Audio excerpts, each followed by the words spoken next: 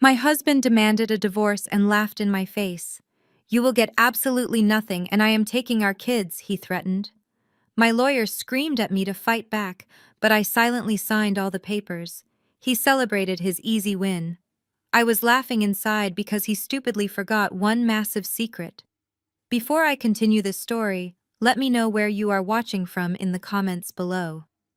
Hit like and subscribe if you have ever had to stand up to an arrogant partner who completely underestimated your intelligence. The freezing temperature inside the glass-walled conference room of the downtown law firm matched the absolute ice in my husband's eyes. Marcus did not even sit down. He stood over the polished mahogany table and slammed a thick 15-page divorce decree right in front of me. The loud smack echoed through the quiet room, causing my lawyer, David, to flinch. Marcus leaned forward, resting his knuckles on the table, and smirked. He wore a brand-new tailored suit that probably cost more than my first car. He looked entirely too pleased with himself. "Sign it," Marcus ordered with a chilling arrogance. "You are going to sign every single page right now. You are getting nothing. No alimony, no child support, no house. I am taking full custody of the kids, and you are going to pack your bags and leave by tomorrow night." "David?" My lawyer instantly jumped to his feet, his face flushed with anger. "This is completely unacceptable," David shouted. "This agreement is entirely predatory. My client is entitled to half of the marital assets and primary custody. You cannot just strip a mother of her rights." Marcus let out a loud, mocking laugh that filled the small room. "Marital assets," he scoffed, rolling his eyes. "What exactly did she contribute to those assets? She is a stay-at-home mom who does absolutely nothing all day but bake cookies and fold laundry. I built my real estate business from the ground up. I worked 70-hour weeks while she sat around watching daytime television. I am the provider. She has not earned a single dime in 7 years. Why should she get half of my hard-earned money? It is pathetic." Marcus' attorney, a slick man named Harrison, sat back in his leather chair and offered a smug, condescending smile. He adjusted his expensive silk tie and looked at David.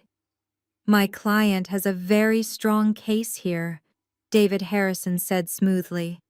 "We have already filed the necessary paperwork to expedite this process. If your client decides to fight this in court, we are prepared to drag this out for years.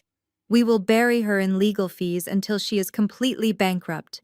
It would be in her best interest to just accept the terms quietly." Marcus crossed his arms over his chest, puffing out his chest like a proud peacock. "You cannot touch my money anyway, Maya," he bragged loudly. "I am not an idiot. I saw this coming months ago. I have already liquidated our joint accounts and moved every single penny into my private company. Apex Holdings is completely untouchable. It is an ironclad limited liability company protected by layers of corporate law. Good luck trying to get a judge to crack that open. You are a broke, unemployed housewife taking on a millionaire. You will lose everything." His words hung heavily in the freezing air of the conference room. He was trying to intimidate me into a state of panic. He expected me to cry. He expected me to fall to my knees and beg him not to take my children away. He wanted to see me broken and humiliated in front of these high-powered attorneys. "If you do not sign those papers right now, I will make sure you never see our kids again." Marcus threatened, his voice dropping to a vicious whisper. "I will destroy your entire life, Maya." David looked at me with sheer panic in his eyes. "Maya, please do not listen to him," David pleaded, placing his hand over the documents. "Do not sign this. We can fight this in court. We can expose him for hiding marital assets." I stared at the thick stack of papers and then looked up at Marcus. His smug, confident face made me sick to my stomach, but I kept my expression perfectly blank. I did not shed a single tear. I did not raise my voice. I reached into my purse and pulled out my silver pen. Without a word, I clicked the pen open. Marcus smiled victoriously as I began to sign my name on the first solid printed page. I was officially giving up everything, but he had no clue what was coming. David reached across the mahogany table and grabbed my wrist before I could move to the second page. Maya, what are you doing? He hissed, his voice thick with panic. If you sign the rest of these pages, you are legally waiving your right to every single asset acquired during your 7-year marriage. You are giving him full custody without a fight. You are walking away with absolutely zero safety net. I gently pulled my wrist out of his grip. I kept my face perfectly smooth. Marcus leaned back in his leather chair and let out a loud, arrogant bark of laughter. Listen to your overpriced lawyer, Maya, he taunted. You are making the biggest mistake of your pathetic life, but I am not going to stop you. Go ahead and sign away. You were never smart enough to handle real money anyway. That is why you gave up your little accounting job to stay home. You could not handle the pressure of the real corporate world. I paused, my pen hovering over the thick stack of legal documents. I looked up and met his arrogant gaze. It is funny you bring up my old accounting job, Marcus, I said, my voice steady and quiet. You seem to forget who built the financial foundation of your entire real estate empire. You forget who spent endless nights fixing your disastrous tax returns when you were just a struggling broker dodging the IRS 6 years ago. You forget who actually set up the corporate structures you are now so proudly hiding your money behind. I was the one who balanced every ledger while you were out playing big-shot golfing with clients. Marcus rolled his eyes and waved his hand dismissively. That is ancient history, he scoffed, taking a sip of his sparkling water. You filed a few tax forms 6 years ago. Big deal. Anybody could have done that. I am the one who closed the multi-million-dollar deals. I am the one who built Apex Holdings into a $15 million powerhouse. You are just a glorified secretary who decided to get pregnant and quit because the work was too hard. Stop living in the past and sign the damn papers so I can get on with my life. Harrison. His smug lawyer tapped his expensive gold watch. We do not have all day, he added impatiently, looking from me to David. If your client is going to sign David, she needs to finish now, or we withdraw this generous settlement offer and see you in family court. We will request that she pay all of our legal fees due to her wasting our time. David looked at me pleadingly, his face red with frustration. Maya, please let me file an injunction, he begged. Let me subpoena his business records right now. We can easily prove he is hiding marital funds in Apex Holdings. We can tear his little corporate shield apart piece by piece. It will take time, but you will get what you rightfully deserve.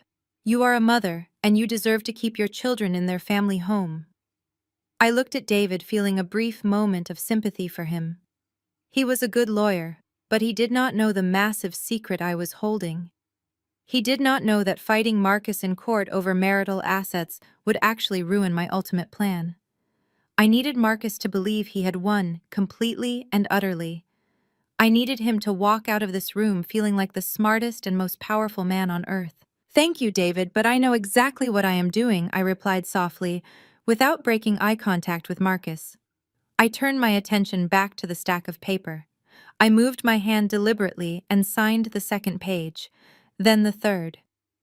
The room fell entirely silent, except for the scratching of my silver pen against the crisp white paper. I did not hesitate for a single second. I did not let a single tear fall from my eyes.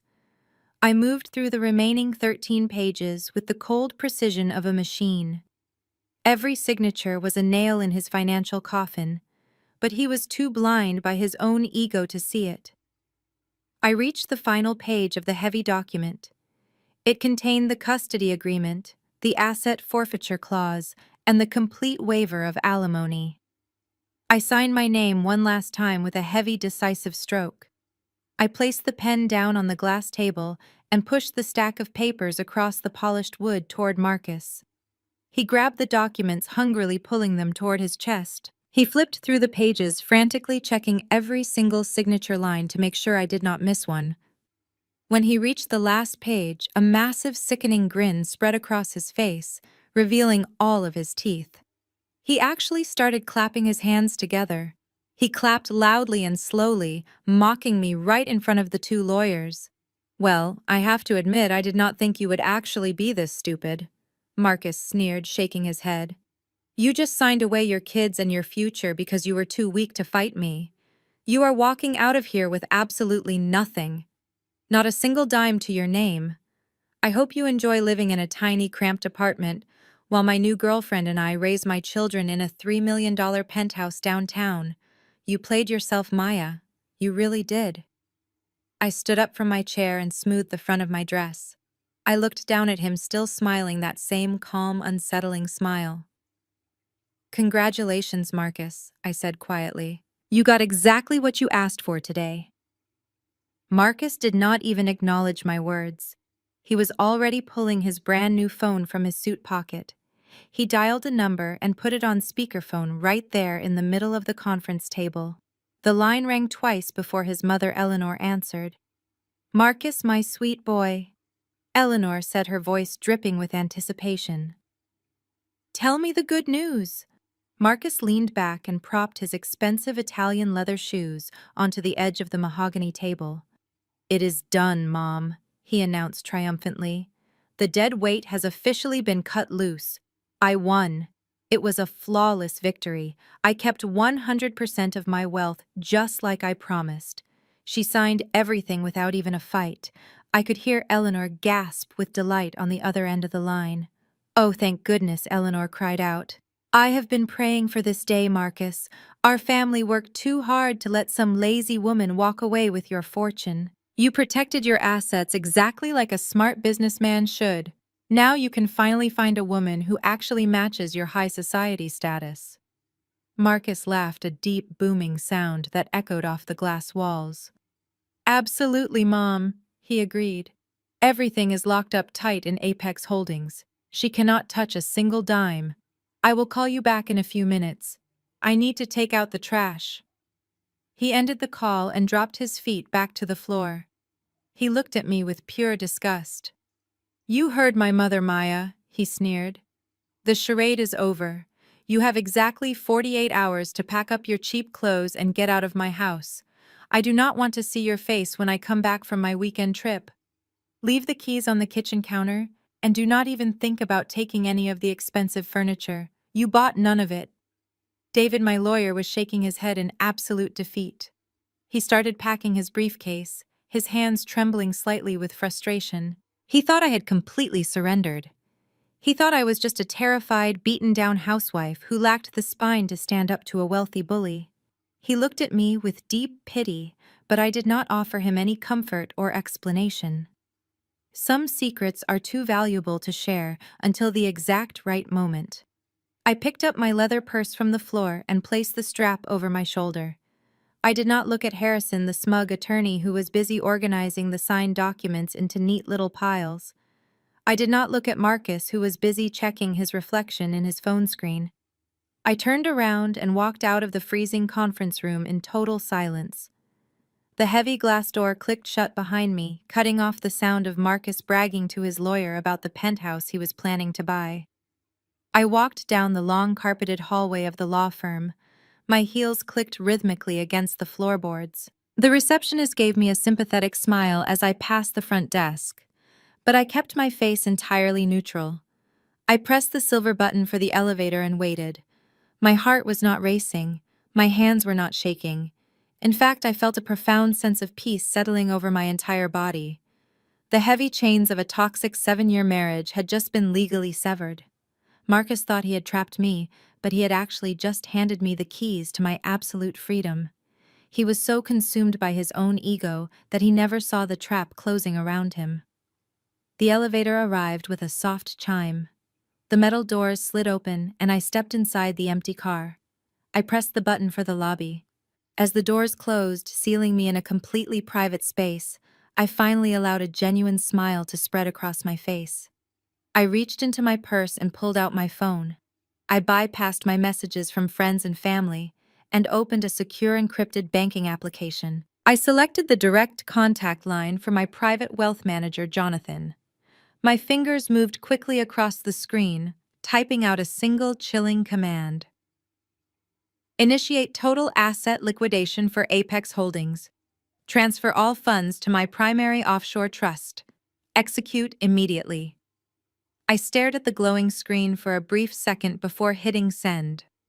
A tiny notification appeared confirming the message was delivered. A second later, the notification turned blue, indicating Jonathan had read it. 3 seconds later, a single word popped up on my screen. Confirmed. I lowered the phone and let out a long breath of pure satisfaction. Marcus built his entire identity on his supposed financial genius. He thought his limited liability company was an impenetrable fortress. But he had been so blinded by his own arrogance and his desperate need to hide money from me that he never bothered to look closely at the original incorporation documents from 6 years ago. He forgot whose social security number was used to establish the company when he was hiding from the IRS. He forgot who was legally listed as the sole president and 100% shareholder. By forcing me to sign a legally binding divorce decree that stated whoever legally owns the company entity retains 100% of its assets. Marcus had just willingly and legally gifted me his entire $15 million fortune. He was completely blind to his own ruin.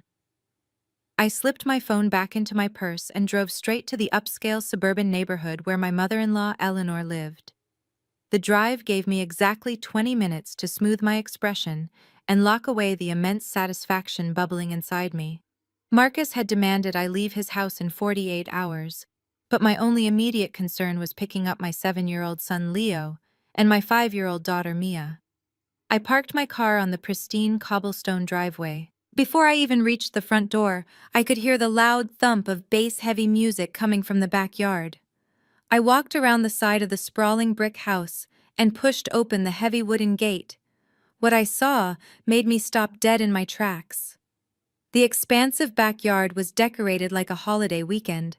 Several of Marcus' cousins and aunts were lounging on expensive patio furniture, holding plastic cups filled with liquor.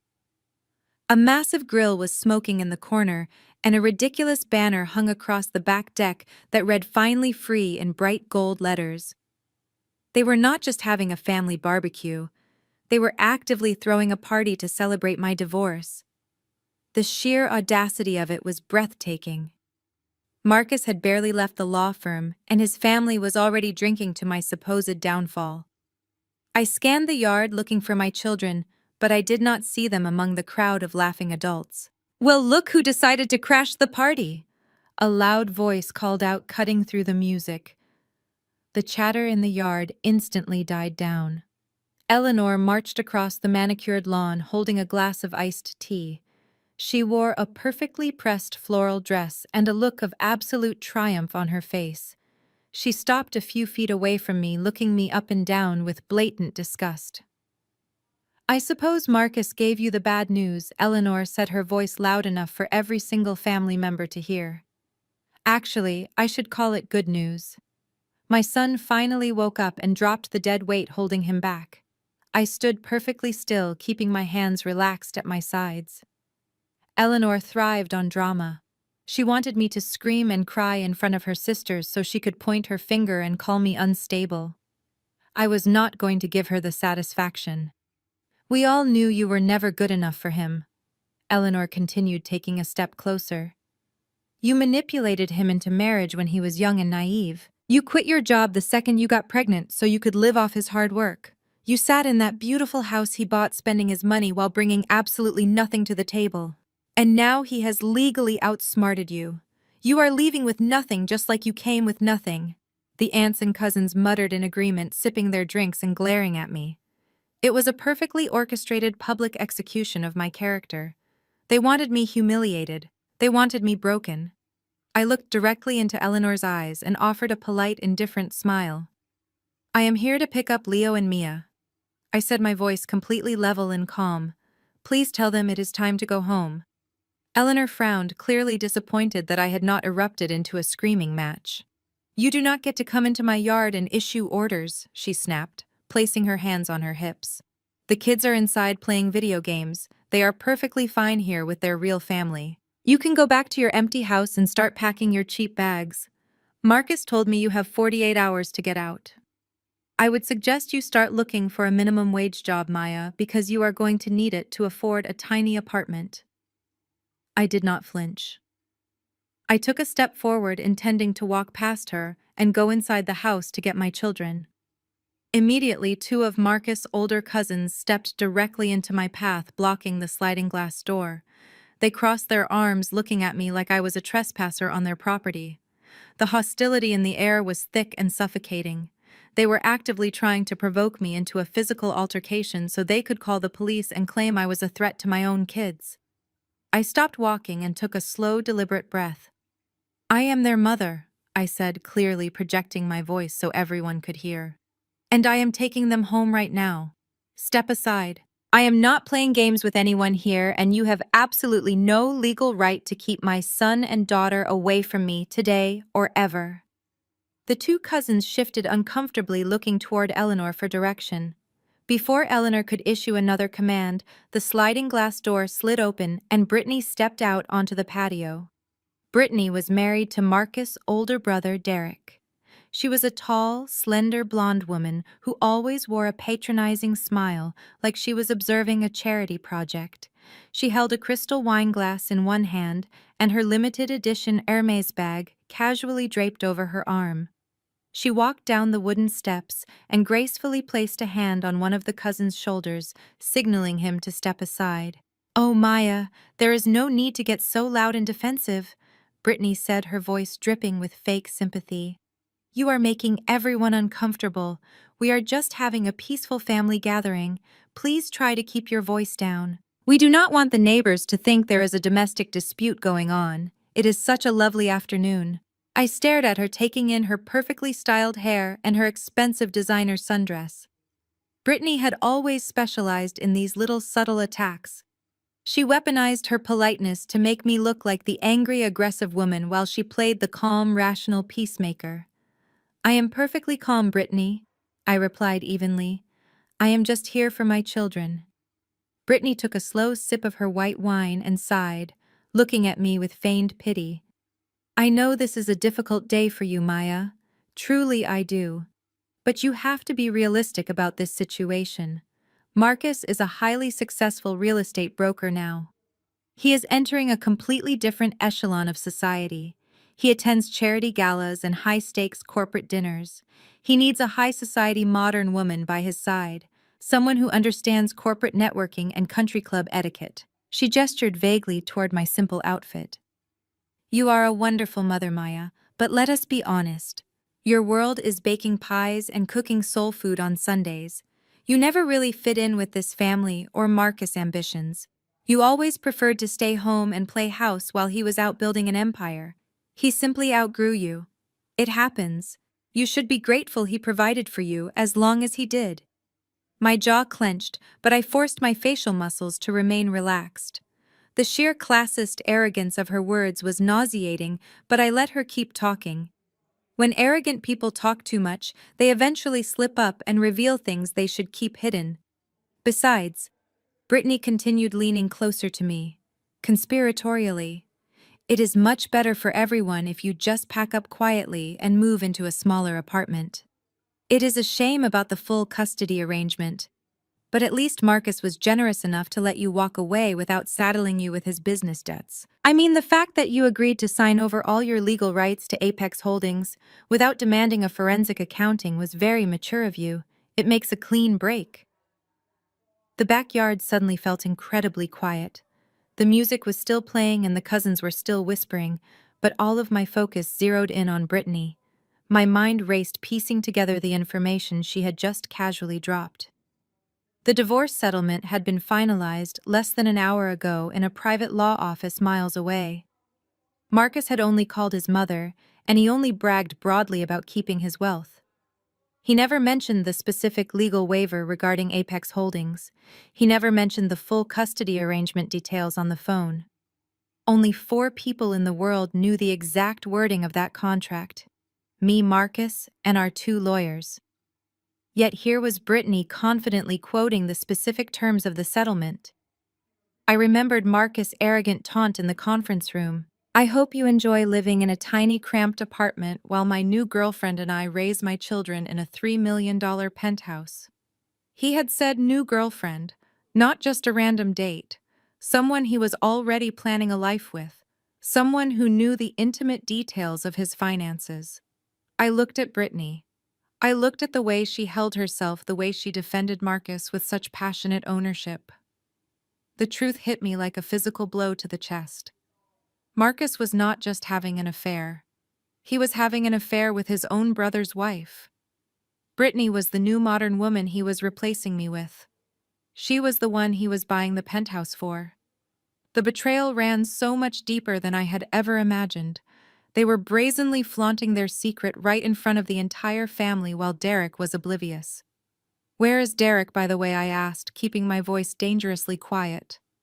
"I find it strange that he is not here celebrating with the rest of you." Brittany waved her hand dismissively, her diamond rings catching the sunlight. "Oh, Derek is at the office working late again. You know how he is. He just does not have the same relentless drive and vision as Marcus. Marcus knows how to make big moves and secure his future. Derek is too cautious. It takes a certain kind of brilliant mind to execute a corporate restructure like Marcus just did." She smiled warmly as she spoke about my husband. The adoration in her eyes was unmistakable. She thought she was so clever standing there sipping her wine and gloating about stealing my life. She thought she had secured the ultimate prize, a multi-million-dollar real estate mogul who was completely legally detached from his boring housewife. She had no idea she had just hitched her wagon to a man who was now legally bankrupt. I filed this massive piece of leverage away in my mind. I was going to use it to completely dismantle her perfect little world. I did not scream. I did not throw my hands up or burst into tears the way Eleanor was so clearly hoping I would. Instead, I took a slow step forward, closing the distance between Brittany and me. I let my eyes wander over her carefully curated outfit.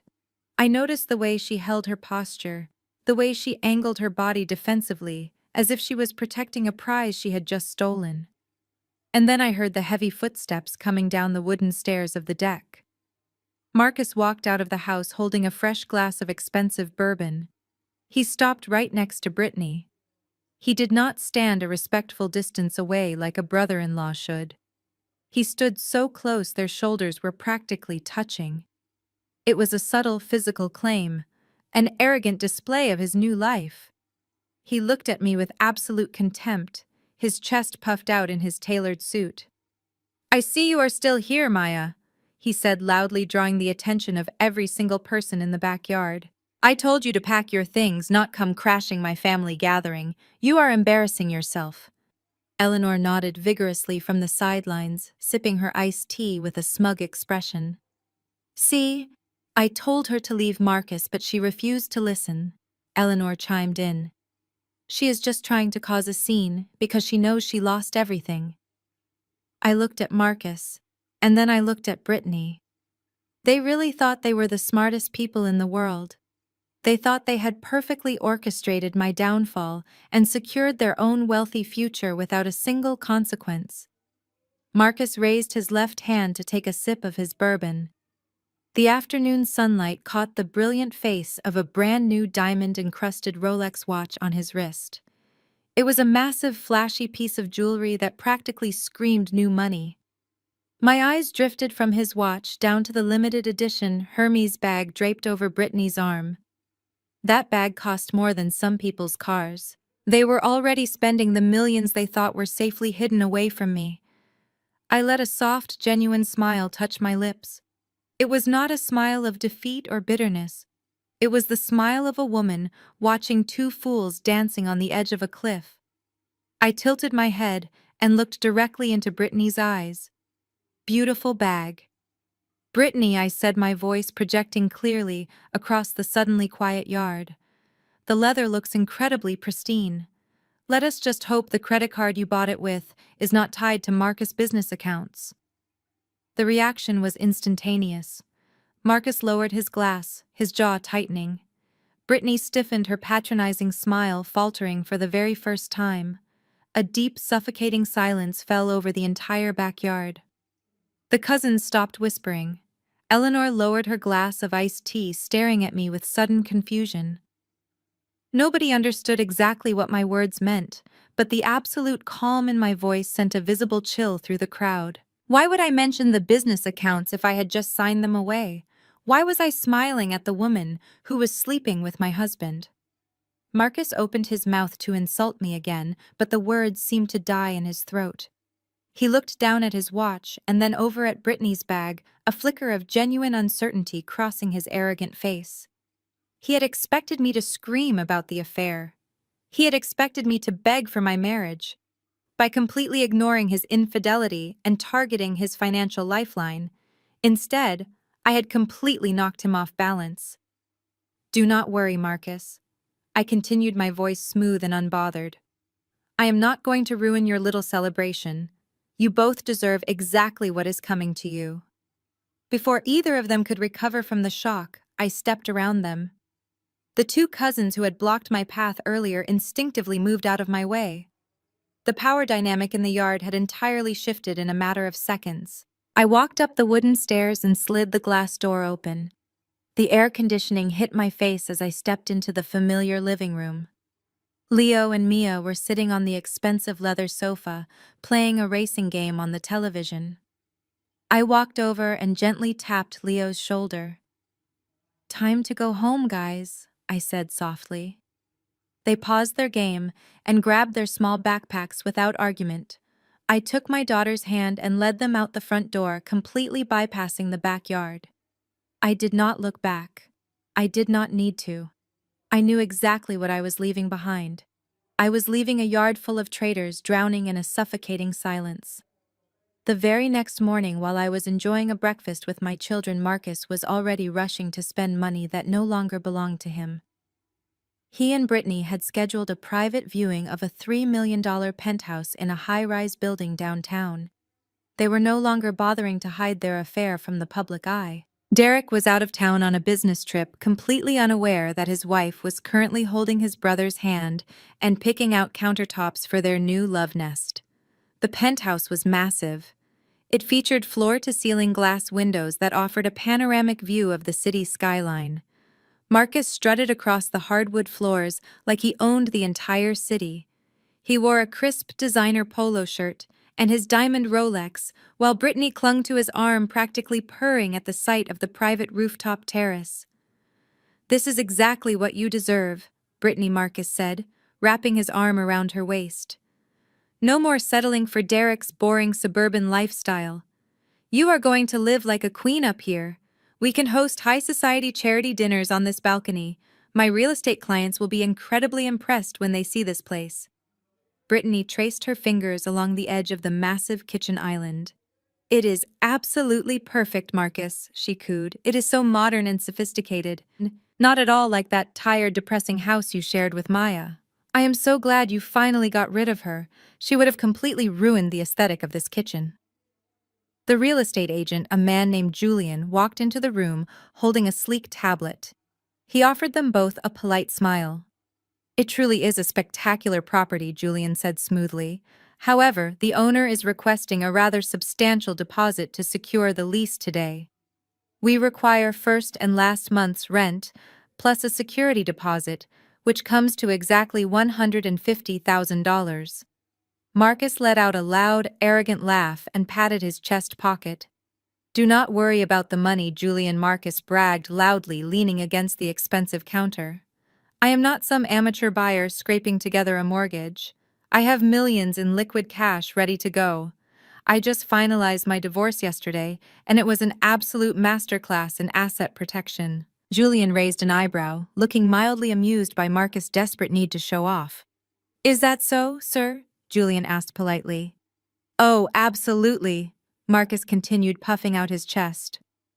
"My dumb ex-wife signed away her rights to everything. She was just a stay-at-home mom who did not understand the first thing about corporate structures. For the last 5 years, I have been funneling every massive commission check I earned directly into my private limited liability company called Apex Holdings. I kept my personal checking accounts completely empty, so when the divorce papers were drawn up, it looked like I had nothing to split." Brittany giggled and rested her head on Marcus' shoulder. "He is an absolute genius, Julian," she chimed in. "He drafted a legal clause that said whoever legally owned the business kept 100% of the assets. His ex-wife just blindly signed it without fighting because she was too intimidated. She walked away with zero and he kept all $15 million safely hidden away. Julian offered a smile, clearly unimpressed by a man openly bragging about defrauding the mother of his children. "Well, congratulations on your financial maneuvering, sir," Julian said dryly. "If you are ready to move forward, we can head down to the leasing office in the lobby. I can run your card for the $150,000 deposit, and we can get the keys transferred to your name immediately." "Let us do it," Marcus said eagerly, grabbing Brittany's hand. They took the private glass elevator down to the luxurious marble lobby. Marcus felt invincible. He genuinely believed he had successfully cheated the legal system and me out of a secure future. He walked into the glass-walled leasing office and sat down in the plush leather chair across from Julian. Brittany sat right next to him, crossing her long legs and smiling triumphantly. Julian tapped his tablet a few times and pulled up the payment gateway. He placed a sleek black card reader on the desk. "You can just insert your card whenever you are ready, sir," Julian instructed. Marcus reached into his wallet and pulled out his heavy black corporate card. He slid it into the machine, boasting loudly, "This card has absolutely no limit. Go ahead and run it." Brittany squeezed his arm, her eyes shining with pure greed. They both stared at the small screen, waiting for the approval message to finalize their perfect morning. The small screen on the card reader flashed a bright white light, followed by a harsh, low beep. The word "declined" appeared in bold red letters across the digital display. Julian blinked and looked down at the machine. "It appears there was an issue with the transaction, sir," Julian said, his voice maintaining a polite professional tone. "Sometimes these high-limit corporate cards trigger an automatic fraud alert for unusually large purchases. You might just need to call your bank to authorize the charge." Marcus scoffed loudly, waving his hand in the air like swatting a fly. "That is completely ridiculous," he said, pulling the heavy metal card out of the reader with a sharp yank. "I spend hundreds of thousands of dollars a month on that card. They know exactly who I am. The banking system is just incredibly slow today." "Do not worry about it, Julian. I have plenty of other ways to pay for this penthouse." Marcus opened his expensive leather wallet and pulled out a shiny platinum credit card. "This is my personal emergency card," he boasted, sliding it aggressively into the machine. "It is tied directly to my private savings account. Go ahead and run it for the full $150,000. I do not have time to sit around waiting for bank authorizations. I have a very busy afternoon planned with my beautiful girlfriend, and we need to get these keys now." Brittany smiled and rubbed his shoulder, but her eyes darted nervously toward the real estate agent. She was clearly eager to get the transaction over with to secure her new luxurious lifestyle. Julian tapped his tablet again, resetting the payment gateway. The machine processed the platinum card for a few tense seconds. The lobby outside the glass office was quiet, making the silence inside the room feel incredibly heavy. Then came the same harsh, low beep. The screen flashed red once again, displaying the exact same word, "declined." Julian's polite smile completely vanished. He pulled the card reader back across the polished wooden desk and cleared his throat. "I am sorry, sir, but this card has also been declined," Julian said, his tone noticeably colder and much less accommodating. "Perhaps you should step outside and contact your financial institution to resolve this. We have several other qualified clients scheduled to view the penthouse this afternoon, and I absolutely cannot hold the property without a cleared deposit." Marcus' face turned a dark, angry shade of red. The veins in his neck began to bulge against his crisp polo shirt. He slammed his fist down on the desk, causing the card reader to rattle against the wood. "There is absolutely nothing wrong with my accounts," he shouted, his voice echoing in the small glass office. "Your machine is obviously broken, Julian. Do you have any idea who you are dealing with right now? I am Marcus Brooks. I own Apex Holdings. I just finalized a divorce settlement yesterday that left me with $15 million in completely liquid assets. I could buy this entire building in cash if I wanted to." Brittany shifted uncomfortably in her chair, looking around to see if anyone in the lobby was watching them. Several people were now staring through the glass walls. "Marcus, honey, maybe you should just check your banking app," she suggested softly, trying to calm him down and save face. Just show him the balance so we can get this sorted out and make him run the card again. I really want to start picking out furniture for the terrace today. Marcus glared at the real estate agent and pulled his brand new smartphone from his pocket. Fine, he snapped violently, swiping at the screen. I will show you exactly how much money I have, Julian. Then I expect a massive apology and a significant discount on the first month's rent for this ridiculous inconvenience and your terrible attitude. He aggressively tapped the screen of his phone, opening his secure banking application. The blue loading circle spun in the center of the screen. Marcus held the phone up so both Brittany and Julian could clearly see the bright display. Watch closely, he gloated, his ego demanding full attention. You are about to see a corporate account with over $15 million sitting right there ready to be spent. The application finally loaded, displaying his main financial dashboard. Marcus stared at the screen, ready to smirk at Julian's shocked expression, but his arrogant smile froze and then completely collapsed. He blinked rapidly, rubbing his eyes as if his vision was playing cruel tricks on him. The large, bold numbers at the top of the screen did not say 15 million. They said $0 and 0 cents. A cold sweat instantly broke out across his forehead. His hands began to tremble so violently that the phone shook. No, he whispered, his voice cracking with sudden terror. No, this is impossible. The app is glitching. This is just a stupid software glitch. The network must be down. He frantically tapped the screen, opening his personal checking account.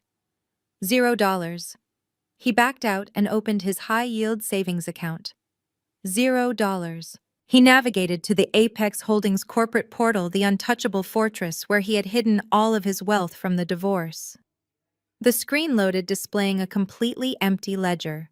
Total available balance $0 and 0 cents. Every single account had been completely drained. Every penny he had hidden, every commission check he had hoarded, every dollar he thought he had secured was gone. The phone slipped from his trembling hands and clattered loudly onto the wooden desk. Brittany leaned forward, looking at the screen. Marcus, she asked, her voice high and panicked. Marcus, what is going on? Where is all the money? Marcus could not answer. He sat frozen in the chair, his mouth open, struggling to pull air into his lungs, as the catastrophic reality of his situation finally crushed him. Marcus snatched his phone off the wooden desk and bolted out of the leather chair. He did not say a single word to Julian. He did not even look at Brittany, who was now frantically calling his name and demanding an explanation. He sprinted out of the glass office and ran across the marble lobby, pushing past a group of startled residents. He burst through the revolving glass doors and sprinted to his car, leaving his supposed future wife completely humiliated and stranded in front of a real estate agent who was already calling security. His hands were shaking so violently that he could barely get the key into the ignition. He slammed his foot on the gas pedal and sped out of the parking garage. His mind was racing through 1,000 different scenarios, trying to find a logical explanation. He convinced himself that he had been the victim of a massive cyber attack. Someone must have hacked his accounts. The banking system must have flagged his divorce settlement and frozen his assets pending a review. There was no way the money was actually gone. He was Marcus Brooks. He was a financial genius. He did not lose. He swerved through downtown traffic, ignoring red lights and blaring horns, until he reached the main branch of his bank. He parked illegally right in front of the building and stormed inside. The polished bank lobby was quiet, filled with wealthy clients conducting business. Marcus shattered that peace instantly. He marched straight up to the first available teller, a young woman who looked terrified by his aggressive approach. "Where is my money?" he screamed, slamming his fist down on the marble counter. "Where is my $15 million? Somebody completely drained my accounts, and I demand you fix it right now." The young teller jumped back, her eyes wide with fear. "Sir, please lower your voice," she stammered, typing nervously on her keyboard. "If you can just give me your account number or your identification, I can look into this for you." Marcus threw his wallet onto the counter, spilling his driver license and credit cards everywhere. "Do you know who I am?" he yelled, his face turning a dangerous shade of purple. "I am one of your biggest clients. My company is Apex Holdings. Someone committed massive wire fraud yesterday and stole my entire life savings. I want the police called. I want the fraud department on the phone right this second." The loud commotion caught the attention of the branch manager, a distinguished older man in a gray suit who quickly rushed out of his corner office. He approached the counter holding his hands up in a placating gesture. "Mr. Brooks, please calm down," the manager said firmly but politely. "You are causing a massive disruption. Please step into my private office and we will figure out exactly what happened to your accounts."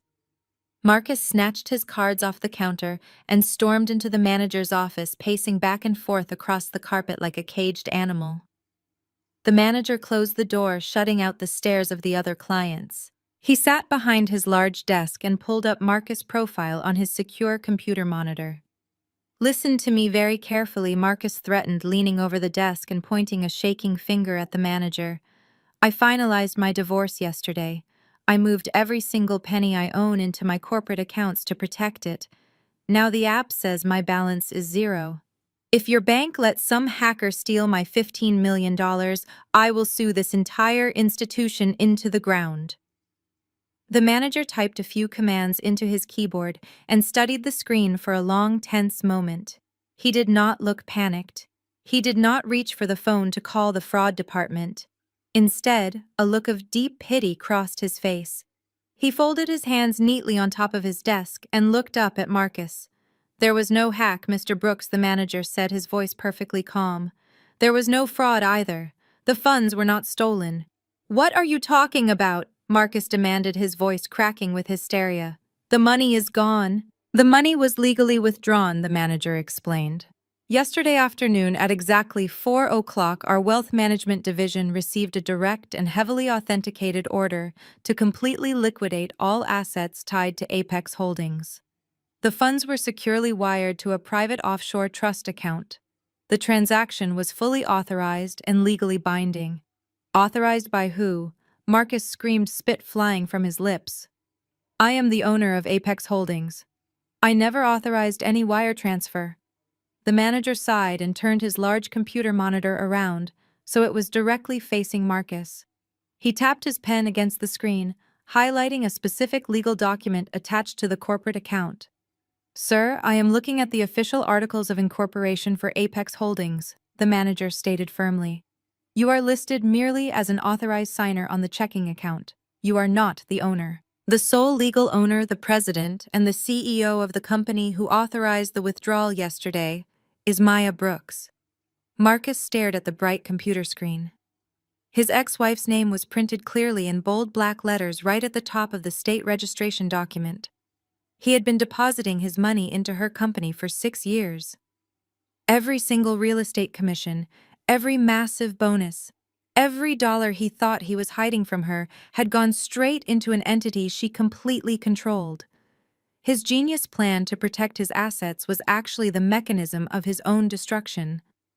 The silence in the bank manager's office was so absolute that Marcus could hear the ticking of the wall clock. He leaned closer to the computer monitor, his breath fogging the edge of the glass screen. His eyes darted back and forth across the digital document, reading his ex-wife's name over and over again. Maya Brooks, President, Chief Executive Officer, sole shareholder. The words burned themselves into his retinas. He tried to speak, but his throat was completely dry. His mind forcefully dragged him back to the freezing conference room of the law firm just 24 hours ago. He remembered the exact wording of the divorce settlement he had paid his expensive lawyer to draft. He remembered standing over the mahogany table, proudly demanding that Maya sign the paper. He remembered the specific clause he had maliciously inserted to ensure she could never touch his supposed wealth.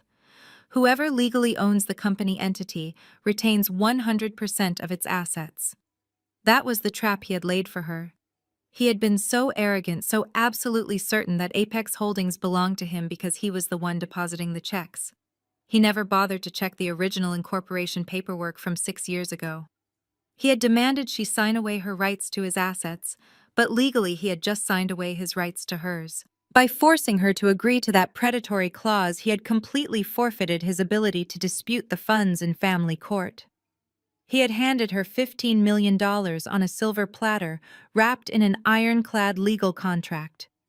The realization hit him like a freight train. He was broke. He was legally, undeniably broke. The veins in his temples throbbed violently as the sheer magnitude of his own stupidity crushed him. "This cannot be happening," Marcus whispered, his voice trembling with a mixture of terror and rising rage. "This is a mistake. She tricked me. She committed fraud. You need to reverse that wire transfer right now."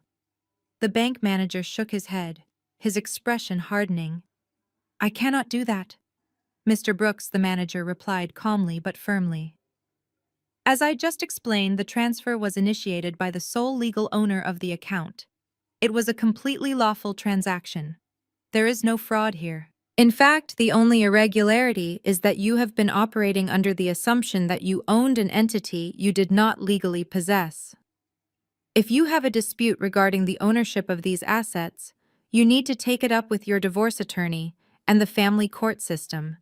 The bank is no longer involved." The dismissal in the manager's voice was the final spark that ignited the powder keg of Marcus' ego. A primal scream ripped from his throat, echoing loudly through the private office. He grabbed the heavy leather guest chair he had been sitting in and hurled it across the room. It smashed into the wall, taking a framed painting down with a loud crash.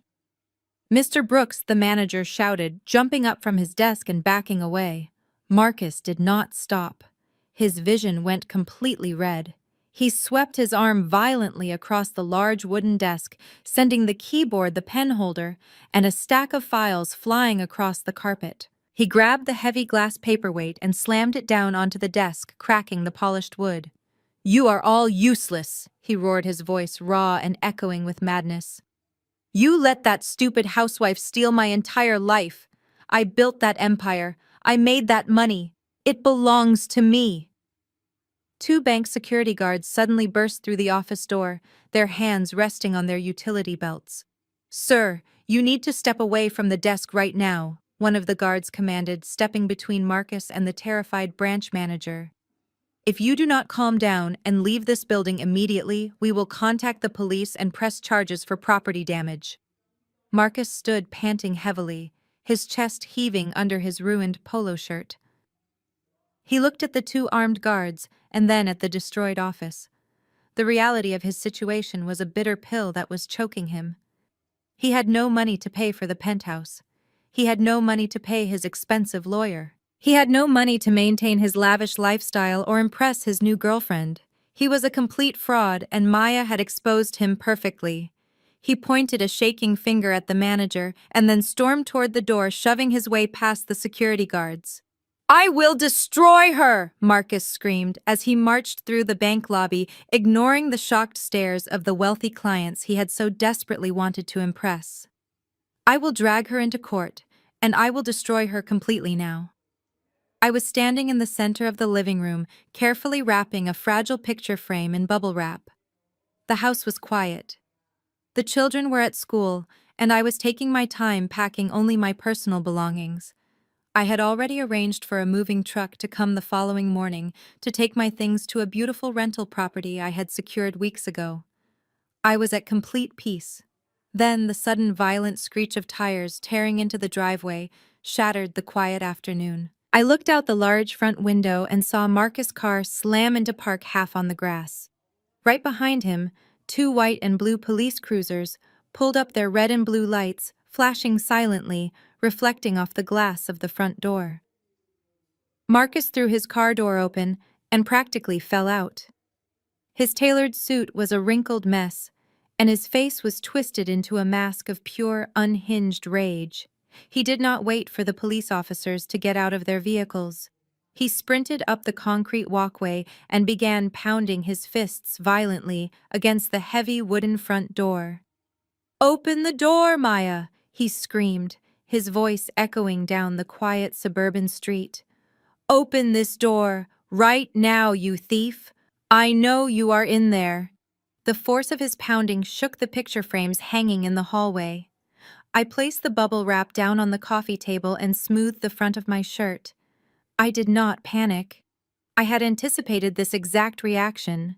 Marcus was a man who solved all of his problems through intimidation and sheer volume. He thought bringing the authorities would terrify me into submission. He thought a uniform and a badge would make me crumble. I picked up a crisp manila folder resting on the kitchen counter and walked slowly toward the entryway. Through the frosted glass panels, I could see the silhouettes of two police officers hurrying up the steps, pulling Marcus back from the door. "Sir, you need to step back," an officer commanded sternly. "Let us handle this." "She stole $15 million from me," Marcus yelled, struggling against the officer's grip. "She hacked my corporate accounts and committed massive wire fraud. She is a criminal. Kick the door down and arrest her right now." I reached out and turned the deadbolt. I pulled the heavy door open and stood calmly in the doorway. The scene on my front porch was chaotic. Marcus was red-faced and sweating heavily, pointing a shaking finger at me. The two police officers stood on either side of him, looking incredibly tense. Their hands were resting near their utility belts, clearly expecting to walk into a violent domestic dispute. Instead, they were met with a woman standing peacefully in her own foyer holding a single folder. I did not look like a frantic criminal caught in the act. I looked like a mother who had just been interrupted while doing household chores. "Good afternoon, officers," I said, my voice soft and perfectly level. "Is there a problem here?" The stark contrast between my calm and Marcus' screaming hysteria immediately shifted the energy on the porch. The lead officer, a tall man with a serious expression, took a step forward and cleared his throat. He looked me up and down, confused by my composed demeanor. "Ma'am, we received a frantic call from this gentleman claiming you committed grand larceny." The officer explained, his tone cautious. "He is alleging that you unlawfully accessed his private corporate accounts and transferred a very large sum of money without his authorization. These are very serious federal allegations." "Arrest her!" Marcus screamed, lunging forward slightly before the second officer pushed him back. "Put her in handcuffs. She stole everything I have." I looked at Marcus with pity and absolute boredom. I did not raise my voice to shout back at him. I did not desperately try to defend my character to the police. Shouting matches only validate the crazy person making the accusations. I turned my attention back to the lead officer and offered a polite, cooperative smile. "I understand why he is upset, officer," I said smoothly. "Losing that much money would make anyone a little hysterical. However, there has been a massive misunderstanding here. I did not steal anything from my ex-husband.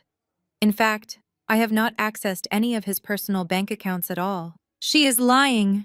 Marcus roared, spit flying from his mouth. "Apex Holdings! She drained Apex Holdings!" I tapped my finger gently against the manila folder I was holding. "Apex Holdings is not his company," I told the officer, my voice ringing clear and steady in the afternoon air. "And I have the legal documents right here to prove it." Before the officer could even reach out to take the folder from my hand, another vehicle swerved violently into my driveway, parking at a sharp angle right behind the police cruisers. It was a pristine white Range Rover. The heavy doors flew open and Eleanor stepped out, followed closely by Brittany. They must have been frantically calling Marcus after he bolted from the penthouse, and then tracked his phone location when he did not answer. Eleanor did not even pause to assess the situation or speak to her son quietly. She immediately launched into a full theatrical performance designed for maximum public exposure. She threw her hands up in the air and let out a loud wailing sob that was practically guaranteed to bring every single neighbor out onto their front porches. "Officers, please help my son," Eleanor cried out, rushing across the freshly cut lawn and grabbing the arm of the second policeman.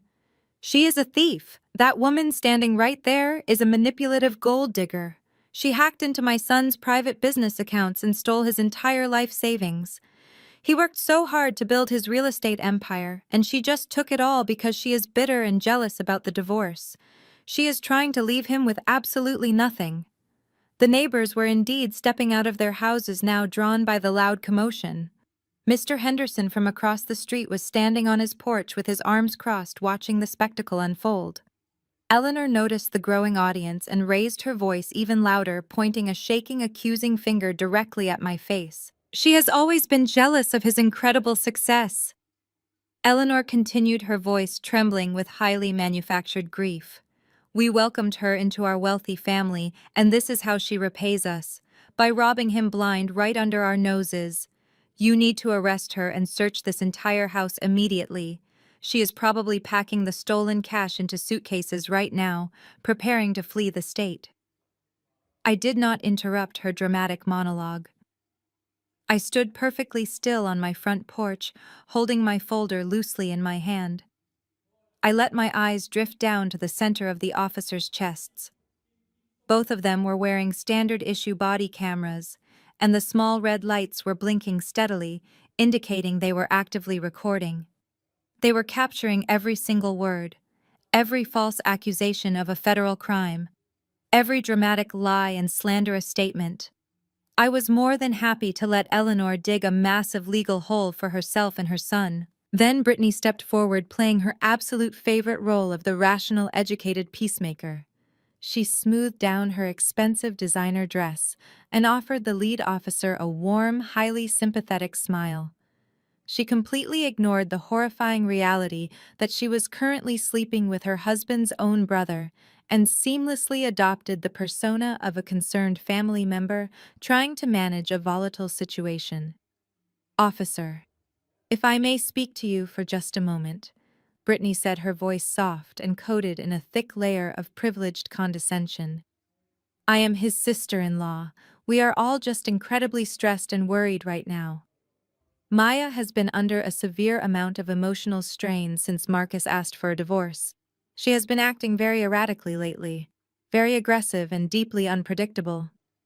Brittany took a small step closer to the officer, lowering her voice, as if she was sharing a delicate private medical secret. We were so afraid something terrible like this might happen. She just could not handle the fact that Marcus was moving on to a better, healthier life without her. So she lashed out in anger. She maliciously hacked his corporate accounts just to hurt him and ruin his future. I know she looks calm right now, but she has a history of these angry, unpredictable outbursts. You really need to detain her before she does something dangerous to herself or the children inside that house. It was an absolute masterclass in psychological gaslighting and racial microaggressions. Brittany was using every ugly stereotype she could weaponize, trying to paint me as the angry, unstable black woman, while positioning herself and Marcus as the innocent, terrified victims.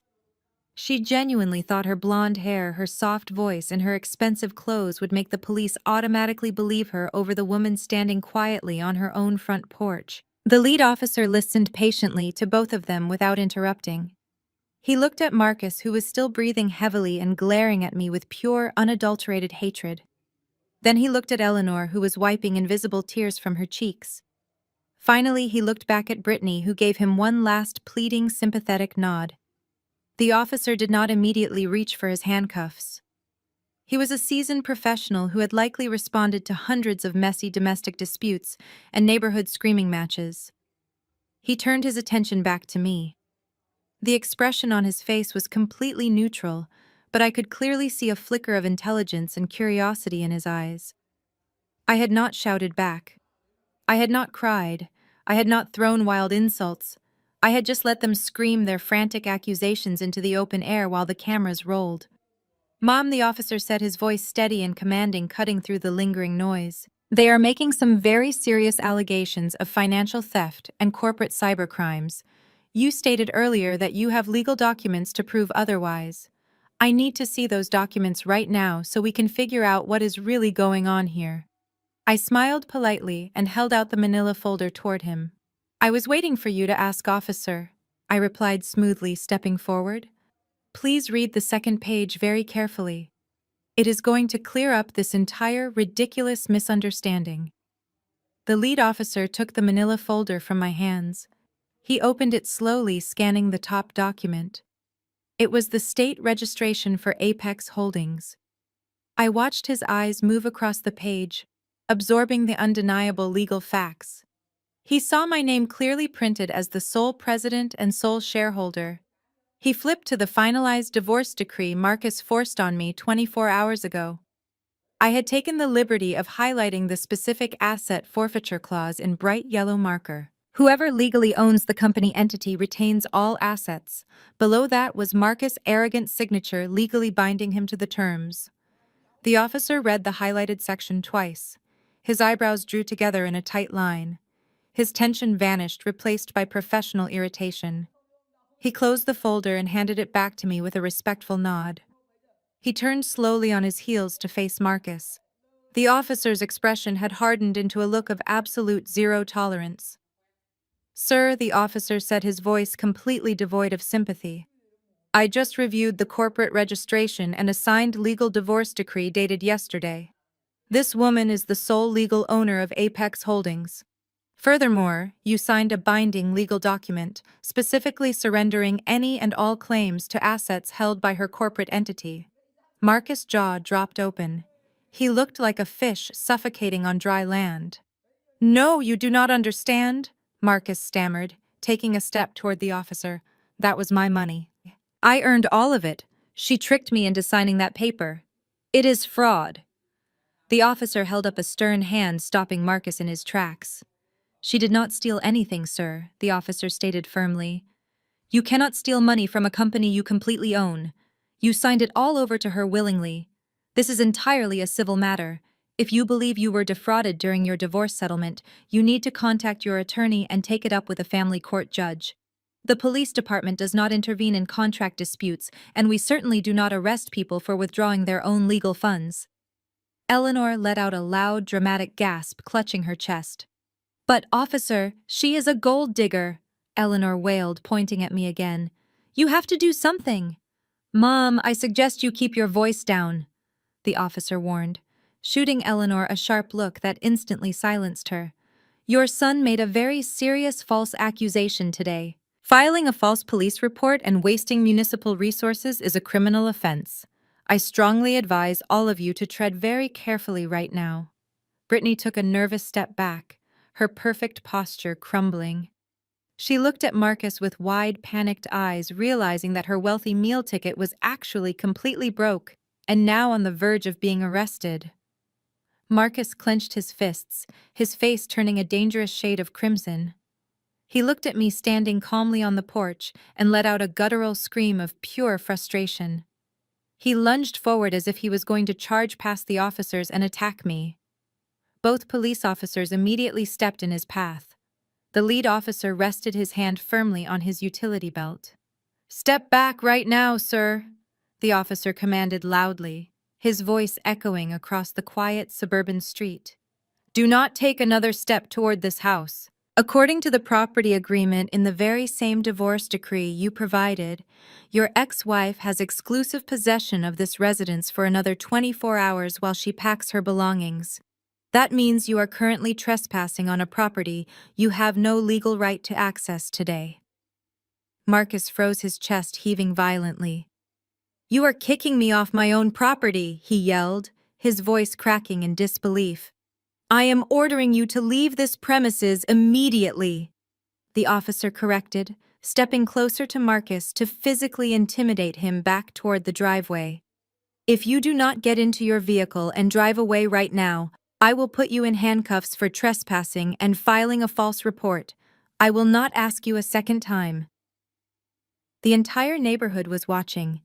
Mr. Henderson from across the street was openly shaking his head in amusement. Marcus looked at the officers and then looked back at me. I offered him a small, polite wave. The sheer humiliation of being threatened with arrest on his own front lawn in front of his mother, his mistress, and his neighbors finally broke his arrogant spirit. Marcus turned around and stomped down the concrete walkway. He practically shoved Eleanor out of his way to get to his car. Brittany hurried after him, her expensive heels clicking frantically against the pavement.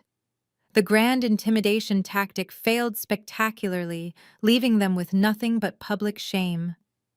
As Marcus sped away from my house, his mind must have been a chaotic mess of rage and desperation. He had lost his money, his pride, and his power all in the span of a few hours. The grand intimidation tactic failed spectacularly, leaving them with nothing but public shame. Brittany, sitting in the passenger seat of his car, was likely panicking about her own future now that her wealthy meal ticket was completely bankrupt. They needed leverage. They needed something they could use to force me into handing the millions back to them. They could not use the police, and they could not use the bank. So they decided to cross the absolute lowest line possible. They decided to weaponize my children. Oak Ridge Preparatory Academy was a prestigious private elementary school located just a few miles from our neighborhood. It had a strict security protocol, but Marcus was a well-known figure there. He was the wealthy father who donated to the athletic funds and drove luxury cars to the holiday assemblies. He knew the principal, Mr. Davis, personally. Marcus and Brittany arrived at the front office of the school just after lunch. Marcus slammed the heavy stack of divorce papers onto the reception desk, demanding to see the principal immediately. When Mr. Davis stepped out of his office, Marcus launched into a completely fabricated and highly dramatic story. He claimed that I had suffered a massive psychotic break that morning. He told the principal that I was acting violently, destroying property, and threatening to flee the state with the children. Brittany stood right beside him, nodding solemnly and wiping fake tears from her eyes, playing the role of the deeply concerned aunt who just wanted to protect the innocent kids. Marcus pointed to the divorce decree, claiming he was granted emergency full custody for the safety of my son and daughter. It was a bold and terrifying lie designed to manipulate the school administration into pulling Leo and Mia out of their classrooms right that second. Mr. Davis was a cautious man. He asked Marcus to wait in the office while he reviewed the paperwork and consulted with the school legal counselor. But Marcus and Brittany made one fatal miscalculation. They forgot that I was the parent who actually showed up to the parent-teacher conferences. I was the one who volunteered at the bake sales, chaperoned the field trips, and helped with the reading programs. I had built genuine relationships with the staff. One of those staff members was Mrs. Evans, my son's second-grade teacher. She happened to be making copies in the main office when Marcus was shouting his lies. She heard every single slanderous word. My phone vibrated on the kitchen counter while I was taping a moving box shut. I answered it, expecting the moving company to confirm their arrival time for tomorrow. Instead, I heard the hushed, frantic voice of Mrs. Evans. "Maya, you need to get to the school right now," she whispered urgently, her voice tight with panic. "Your ex-husband is in the front office with a blonde woman. They are telling Mr. Davis that you are mentally unstable, and they are trying to take Leo and Mia out of class. Marcus is demanding they release the children to him immediately." A wave of pure, primal protective fury washed over me. You can attack my character and you can try to steal my money, but you absolutely do not involve my children in your desperate games. I thanked Mrs. Evans, grabbed my keys, and sprinted out the door. I did not bother locking the house.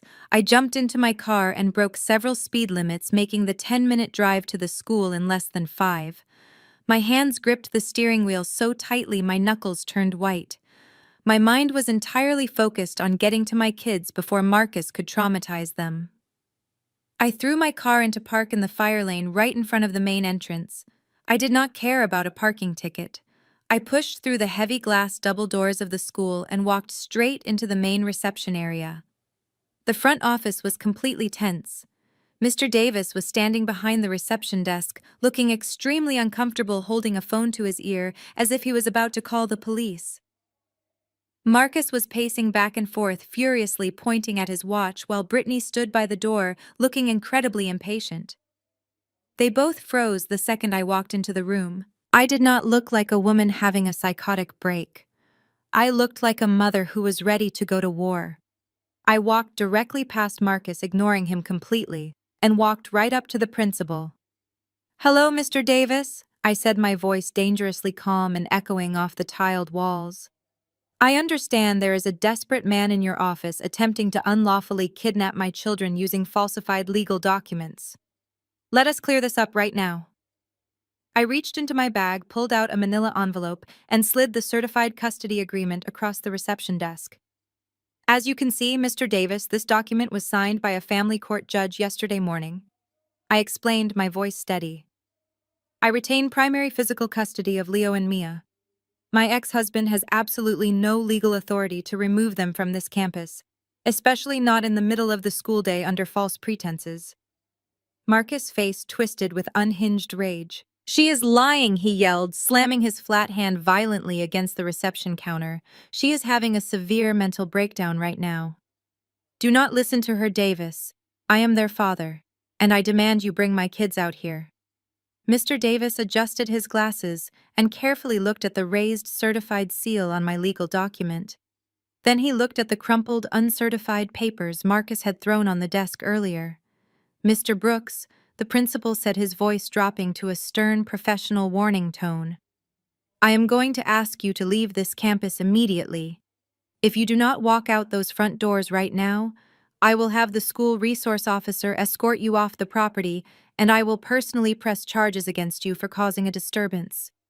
Marcus glared at the principal, his chest heaving under his wrinkled suit, but he knew he had lost this battle. The school security guard was already stepping out of a nearby office. Marcus turned and stormed out, pushing the heavy glass doors open so violently they banged loudly against the brick exterior.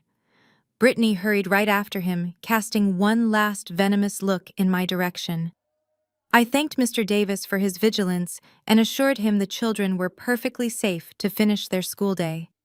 I walked out of the building a few moments later, fully expecting Marcus and Brittany to be gone. Instead, they were waiting for me in the sweltering school parking lot. And they were not alone. Eleanor had arrived in her white Range Rover and was standing next to Marcus, looking like she was ready for a street fight. The second my shoes hit the asphalt, the verbal assault began. You think you are so incredibly smart? Maya, Marcus spat, taking an aggressive step toward me.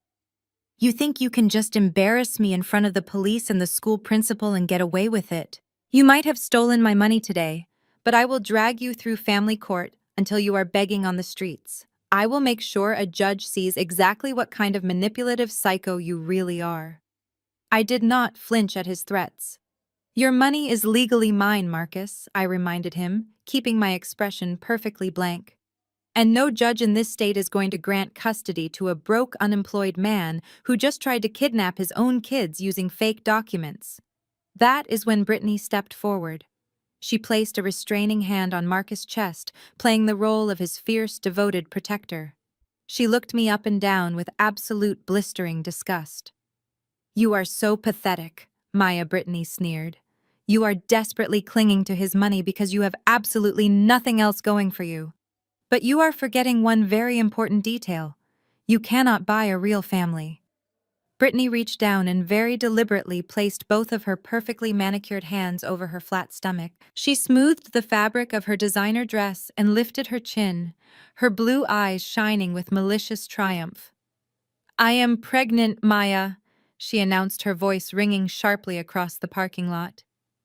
I am carrying Marcus' child, his first real child. Eleanor let out a joyful, dramatic gasp and clapped her hands together, completely ignoring the deeply disturbing reality that her son was having a baby with his own brother's wife. Oh, Brittany, that is the most wonderful news, Eleanor gushed, stepping forward to wrap her arms around Brittany's shoulders. She beamed with overwhelming pride, looking at her new white daughter-in-law, as if she had just won the lottery. Eleanor turned her gaze back to me, her expression instantly souring into pure, unfiltered contempt. Do you hear that, Maya? She taunted, pointing a finger at me. Marcus is finally going to have a proper family. A child born to a sophisticated woman who actually belongs in our high society world. Your kids are just going to have to get used to taking a back seat. Brittany is going to give him a brilliant, beautiful baby, and they are going to raise it in a gorgeous penthouse. You and your children will be lucky if you end up in a cheap duplex on the bad side of town. The sheer cruelty of a grandmother dismissing her own flesh and blood simply because she preferred the racial and social status of her sons' mistress was staggering. Brittany stood there, rubbing her stomach, glowing with arrogant satisfaction. She genuinely believed this pregnancy was her ultimate trump card. She thought she was rubbing my nose in my own tragic defeat.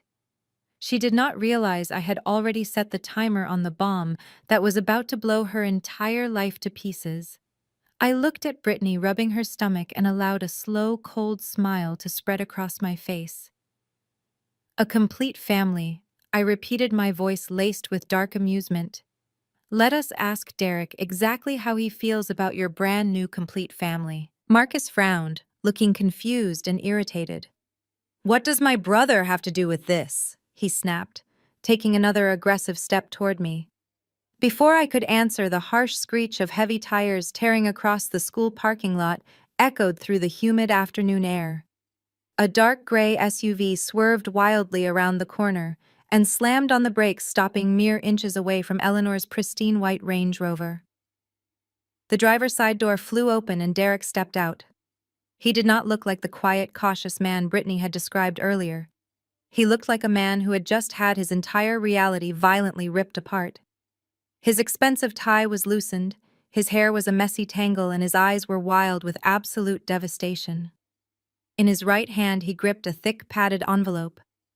I had paid a private courier to deliver that envelope directly to his office desk, precisely 2 hours ago. It contained high-resolution photographs I had hired a private investigator to take weeks ago, along with copies of the confidential maternity clinic files they had carelessly left sitting openly on Marcus' home office desk. Derek marched across the hot asphalt, ignoring me completely. His eyes were locked entirely onto his wife and his younger brother. Brittany dropped her hands from her stomach, as if she had been burned by fire. All the arrogant color drained from her perfect face, leaving her chalk white and visibly trembling. "Derek, what are you doing here?" she stammered, taking a terrified, clumsy step backward. Derek stopped 3 feet away from them. He raised the padded envelope and hurled it violently at Marcus' chest. The heavy packet hit Marcus hard, causing a thick stack of glossy photographs and clinic receipts to spill out and scatter across the black pavement. "You lying piece of trash!" Derek roared, his voice cracking with raw agony. "My own brother! You slept with my wife in my own house. You got her pregnant while I was away working 70-hour weeks to provide a perfect life for her." Marcus looked down at the damning photos of him and Brittany, kissing intimately outside the luxury penthouse building. He swallowed hard, taking a defensive step back. "Derek, listen to me, man," Marcus pleaded, holding his hands up defensively. "It is not what it looks like. We did not mean for this to happen. It just happened. We fell in love." "You fell in love," Derek repeated, screaming the words so loudly that a few parents waiting in their cars rolled up their windows in shock. "You are a monster, Marcus. And you, Brittany, you are a repulsive parasite. You stood in my kitchen this morning and kissed me goodbye knowing you were carrying his child." Brittany burst into frantic, panicked tears, reaching out desperately for her husband. "Derek, please let us go home and talk about this," she begged, her voice high and pathetic. "I can explain everything." "I am so sorry. Do not touch me," Derek shouted, recoiling from her outstretched hands as if she were a disease.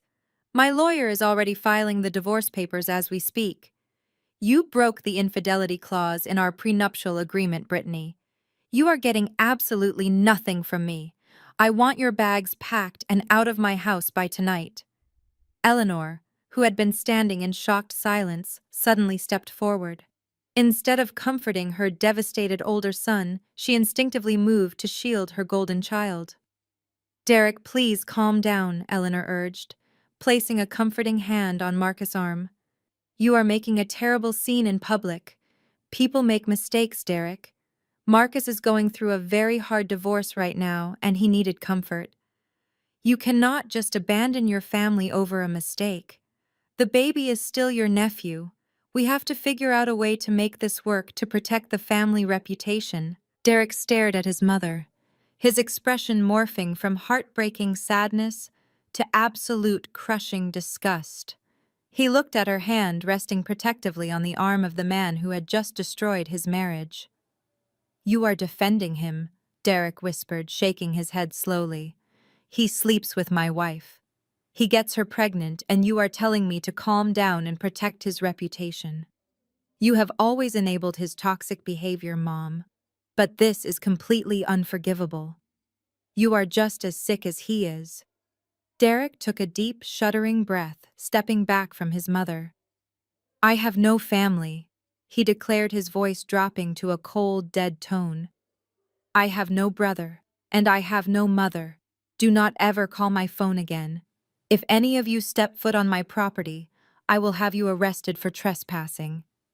Derek turned around and walked back to his SUV, leaving the scattered photographs blowing across the hot parking lot. He got into his car, threw it into reverse, and sped out of the school gates without looking back.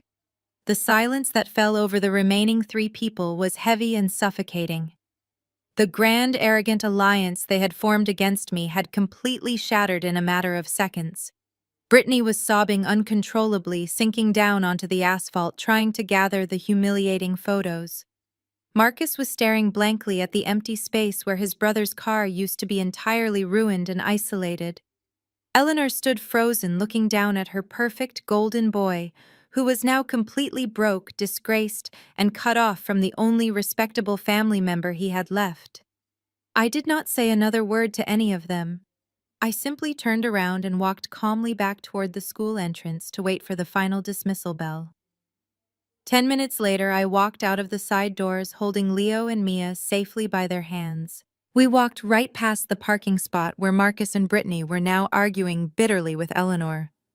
My children climbed happily into the back seat of my car, completely unaware of the absolute destruction their father had brought upon himself. I buckled my seatbelt, started the engine, and drove my family safely back home, leaving the toxic wreckage far behind in my rearview mirror. My peace only lasted for exactly 3 days. Marcus was a cornered animal, and cornered animals always make reckless, desperate moves. He could not accept that he had legally handed over his fortune, so he found someone willing to feed his delusion. He managed to secure a massive line of credit to hire Richard Sterling, one of the most ruthless shark attorneys in the entire state. Sterling was famous for destroying lives in family court, and Marcus pointed him directly at me. On Thursday morning, David called me with urgent news. Marcus had filed an emergency injunction against me, claiming fraudulent inducement during our divorce settlement. He was officially petitioning the judge to freeze all of my offshore accounts, reverse the asset transfer, and throw me in federal prison for corporate theft. He was completely unhinged, but the legal threat was very real. I dressed carefully for the emergency hearing that afternoon. I chose a simple tailored navy blue suit, holding my head high as I walked up the wide stone steps of the county courthouse. David walked right beside me, carrying a thick leather briefcase containing the absolute destruction of my ex-husband. We pushed through the heavy wooden double doors and walked down the long marble hallway toward courtroom number 4. The air inside the building was cold and smelled like old paper and floor wax. As we turned the corner, I saw Marcus waiting on the wooden bench outside the courtroom. He was not alone. Sterling, his high-priced shark attorney, stood next to him, aggressively scrolling through a tablet. Marcus stood up the second he saw me approaching. He had somehow managed to buy a brand-new charcoal gray suit, and he wore it like armor. He completely ignored the catastrophic humiliation he had suffered in the school parking lot just days earlier. His brother had disowned him, his mistress was publicly shamed, and his mother was devastated, but Marcus was still clinging to his toxic arrogance. He puffed out his chest and walked directly into my path, blocking the hallway. David immediately stepped forward to intervene, but I held up my hand, stopping my lawyer. I wanted to hear exactly what Marcus had to say. "You look nervous, Maya," Marcus whispered, his voice dripping with venomous confidence. "You should be. You actually thought you could pull a fast one on me and steal my life. You thought you could take my $15 million and just walk away clean. Well, the game is completely over today. Sterling is going to tear your little offshore trust apart piece by piece. We have filed criminal charges for fraud and deceit. When the judge sees how you manipulated those documents, you are going to be handcuffed right there at the defense table." I looked at him without blinking. My silence only made him more eager to brag. He leaned in closer, invading my personal space. "And just to make sure you know exactly how outmatched you are, let me tell you a little secret," Marcus sneered softly. "I play golf with Judge Peterson every single month at the country club. He is the one presiding over this emergency hearing. He already knows what kind of vindictive, unstable woman you are. I made sure of that. He is going to reverse the settlement, return my money, and grant me full custody of the kids while you rot in a jail cell. Say goodbye to Leo and Mia, because you are never going to see them again." It was a terrifying threat designed to break my spirit right before walking into a high-stakes legal battle. He wanted me to enter that courtroom trembling with fear. He wanted me to look guilty and frantic in front of his golfing buddy judge. I simply smiled, a slow, terrifying smile that completely unsettled him. "You should focus on telling the truth under oath today, Marcus," I replied, my voice perfectly calm. "Because perjury is a very serious federal offense, and your new suit is not going to look very good in a prison cell." Marcus frowned, his arrogant smirk faltering for just a fraction of a second. Before he could respond, the heavy oak door of the courtroom swung open. The bailiff stepped out and announced that Judge Peterson was ready to hear the emergency injunction. Marcus sneered at me one last time, adjusting his expensive silk tie, before marching confidently into the room with his shark attorney.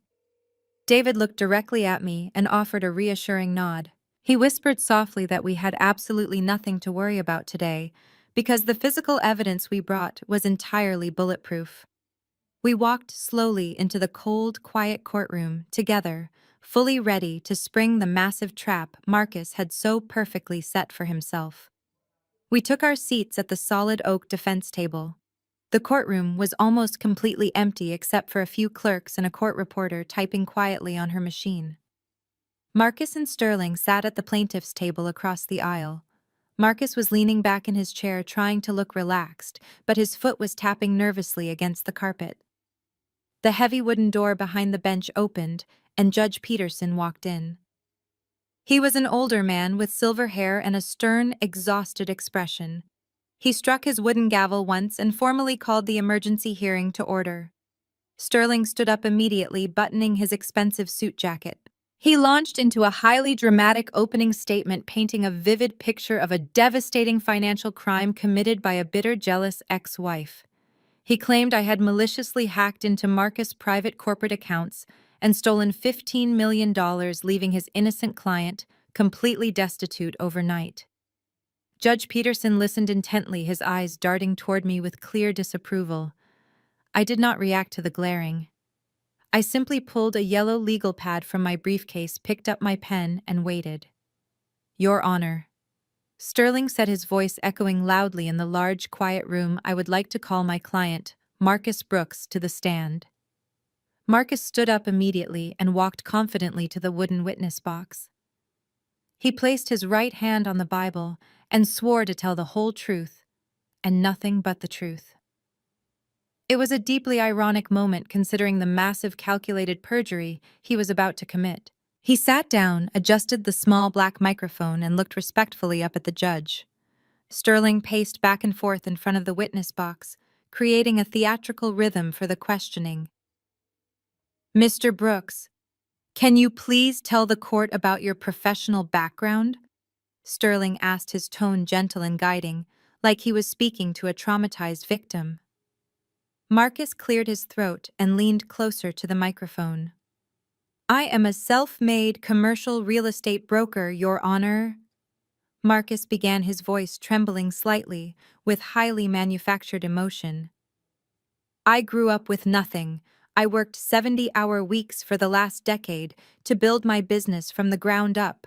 I sacrificed sleep, vacations, and personal time to provide a beautiful, luxurious life for my family. I built a company called Apex Holdings, which held all of my life savings and my business capital. It was my legacy. It was everything I had worked for my entire adult life." Sterling nodded sympathetically, pausing to let the emotional weight of the words settle into the room. And can you describe your ex-wife's contribution to this successful business, Mr. Brooks? Marcus let out a heavy, dramatic sigh. Absolutely nothing, he said, shaking his head sadly. Maya stayed at home. I provided everything for her. She never understood the immense pressure I was under to succeed. When our marriage started falling apart recently, I tried to be generous. I offered her a fair settlement to walk away quietly. But she was angry. She wanted to destroy me simply because I was successful. Judge Peterson leaned forward, resting his elbows on the high mahogany bench. Mr. Brooks, what exactly happened the day after your divorce was finalized? The judge asked, directly taking control of the questioning. Marcus looked up at the judge, his eyes wide and perfectly innocent. Your Honor, she hacked into my company.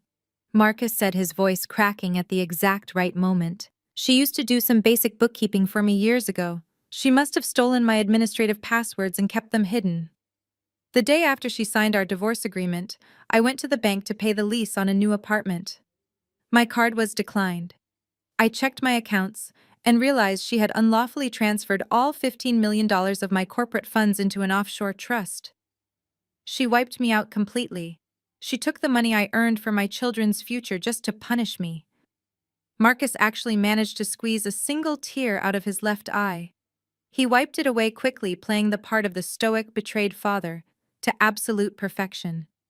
Sterling looked at the judge, shaking his head in feigned disgust at my supposed crimes. It is a clear case of fraudulent inducement and grand larceny, Your Honor, Sterling stated loudly, turning to point an accusing finger at me. She signed the divorce decree in bad faith, knowing she was planning to execute this massive cyber theft the very next day. We are asking the court to immediately freeze her accounts, reverse the stolen funds, and hold her in contempt. Judge Peterson nodded slowly, his expression hardening into pure ice as he looked directly at me. He was clearly buying every single word of Marcus' theatrical performance. The judge had likely dealt with bitter divorces before, but a $15 million cyber theft was a major criminal escalation. He saw Marcus as the hard-working victim, and me as the vindictive criminal mastermind. I sat at the defense table, furiously taking notes on my yellow pad. I was documenting every single lie, every false claim, and every piece of perjury Marcus was happily cementing into the official court record. David sat right next to me, completely silent. He did not object to a single question. He did not interrupt Sterling's dramatic performance. He just let Marcus keep talking, letting the arrogant fool weave a web of lies so incredibly thick he would never be able to escape it. We were perfectly content to let him play the victim because the trap was finally set. Sterling paced back toward the plaintiff table and picked up a heavy financial ledger. He turned back to face the witness box, holding the ledger up for the judge to see. Mr. Brooks, let us discuss the specific funds that were stolen. Sterling began, his voice projecting authority. You mentioned a company called Apex Holdings. Can you explain to the court the exact nature of this company and why it contained $15 million of your personal wealth? Marcus sat up a little straighter, adjusting his expensive tie. He loved talking about his money. It was the only thing that gave him true confidence. Apex Holdings is a private limited liability company I established to manage my high-level real estate investments, Marcus explained proudly. Over the last 5 years, my career absolutely exploded. I was closing massive commercial deals, earning 7-figure commissions on a regular basis. But I realized very early on that my marriage was entirely unstable. Maya was contributing nothing to our household, and I knew eventually we would end up exactly where we are today, getting a messy divorce. Sterling nodded slowly, pretending to sympathize. And how did that realization affect your financial planning? Mr. Brooks Sterling asked, guiding him right into the danger zone. Marcus leaned forward, resting his arms on the wooden railing of the witness box. His ego completely took over the rational part of his brain. He wanted everyone in the room to know just how incredibly smart he was. Well, I am a businessman, Your Honor, Marcus bragged, directing his attention entirely to Judge Peterson. I know exactly how family court works in this state. I know that usually a spouse is entitled to half of all marital assets. But I completely earned that money by myself. I was not going to let a lazy housewife walk away with millions of dollars of my hard-earned cash. So I developed a very strategic legal shield to protect my fortune. The courtroom was dead silent. Judge Peterson lowered his pen and looked at Marcus with a sudden sharp intensity. Sterling seemed to realize his client was straying entirely off script and hastily held up his hand. "So you use the company for standard business asset protection?" Sterling interrupted, trying to soften the arrogant confession.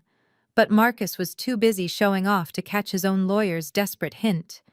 No, it was much more brilliant than that. Marcus boasted, a smug, satisfied smile spreading across his face. "Standard asset protection is vulnerable to court subpoenas and financial audits." I went a huge step further.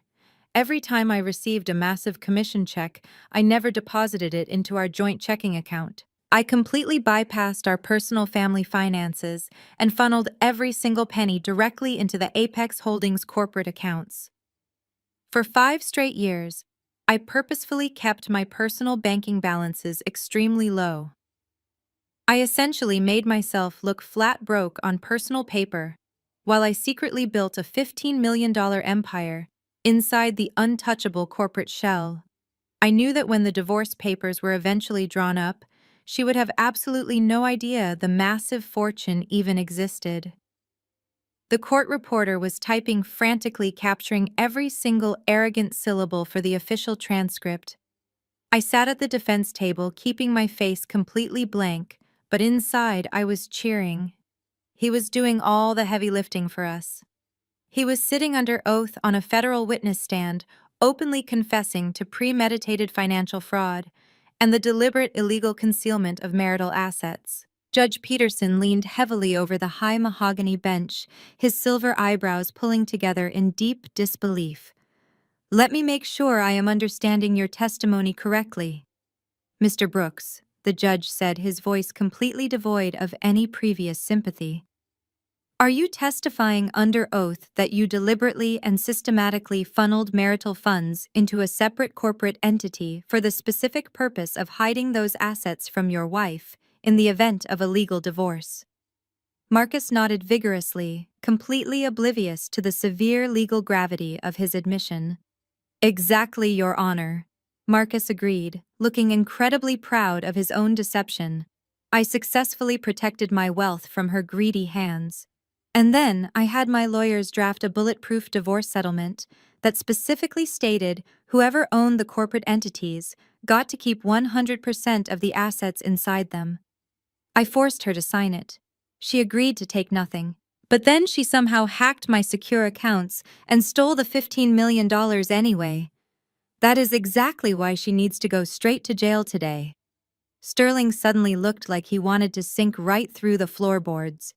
He finally realized his arrogant client had just proudly confessed to a massive felony just to stroke his own massive ego in public.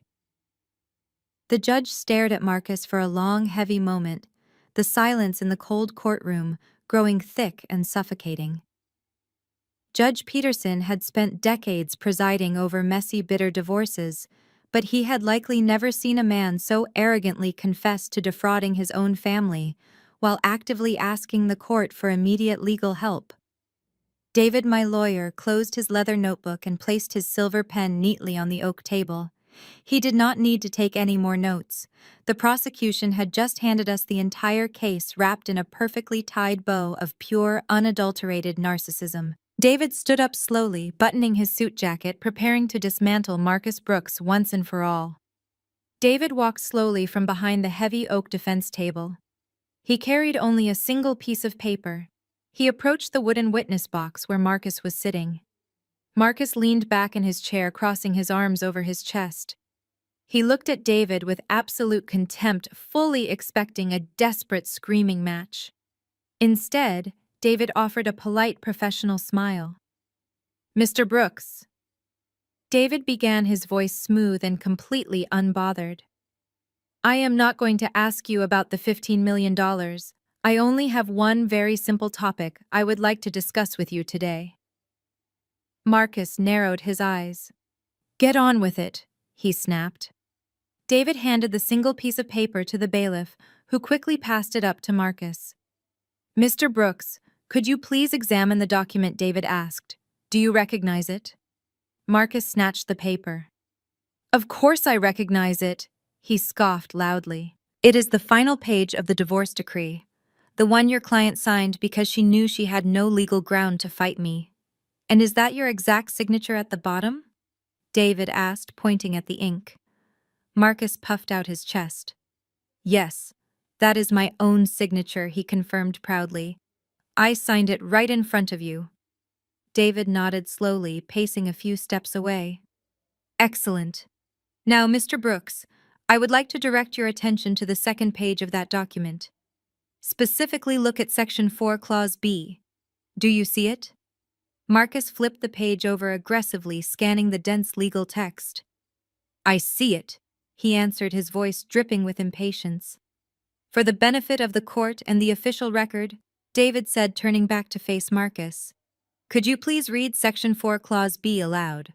Read it clearly so there is absolutely no confusion about the terms you demanded my client agree to. Sterling shifted uncomfortably at the plaintiff table, leaning forward. Marcus, however, felt no such hesitation. He grabbed the microphone and pulled it closer, eager to prove how legally bulletproof his strategy was. It says both parties hereby permanently surrender, forfeit, and waive any and all claims, rights, or financial interests to any corporate entity, limited liability company, or business holdings legally registered under the opposing party name. Marcus read, his voice echoing loudly. Furthermore, whoever is listed as the sole legal owner of said company entity retains 100% of its assets, and the opposing party waives all rights to dispute this ownership.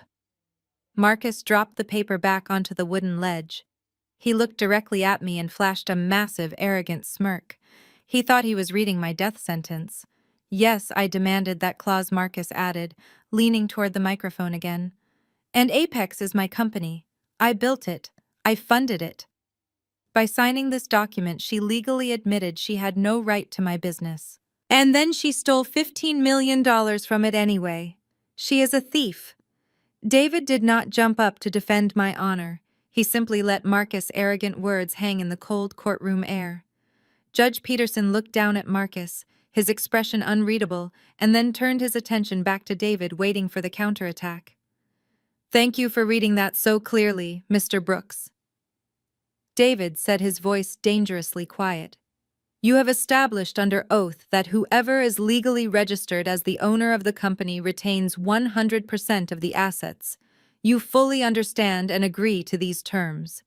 Of course I agree to them, Marcus snapped. I wrote them. David turned his back on Marcus and walked slowly toward the judge bench. He reached into his suit jacket and pulled out a thick sealed envelope. Your Honor, David said, holding the envelope up.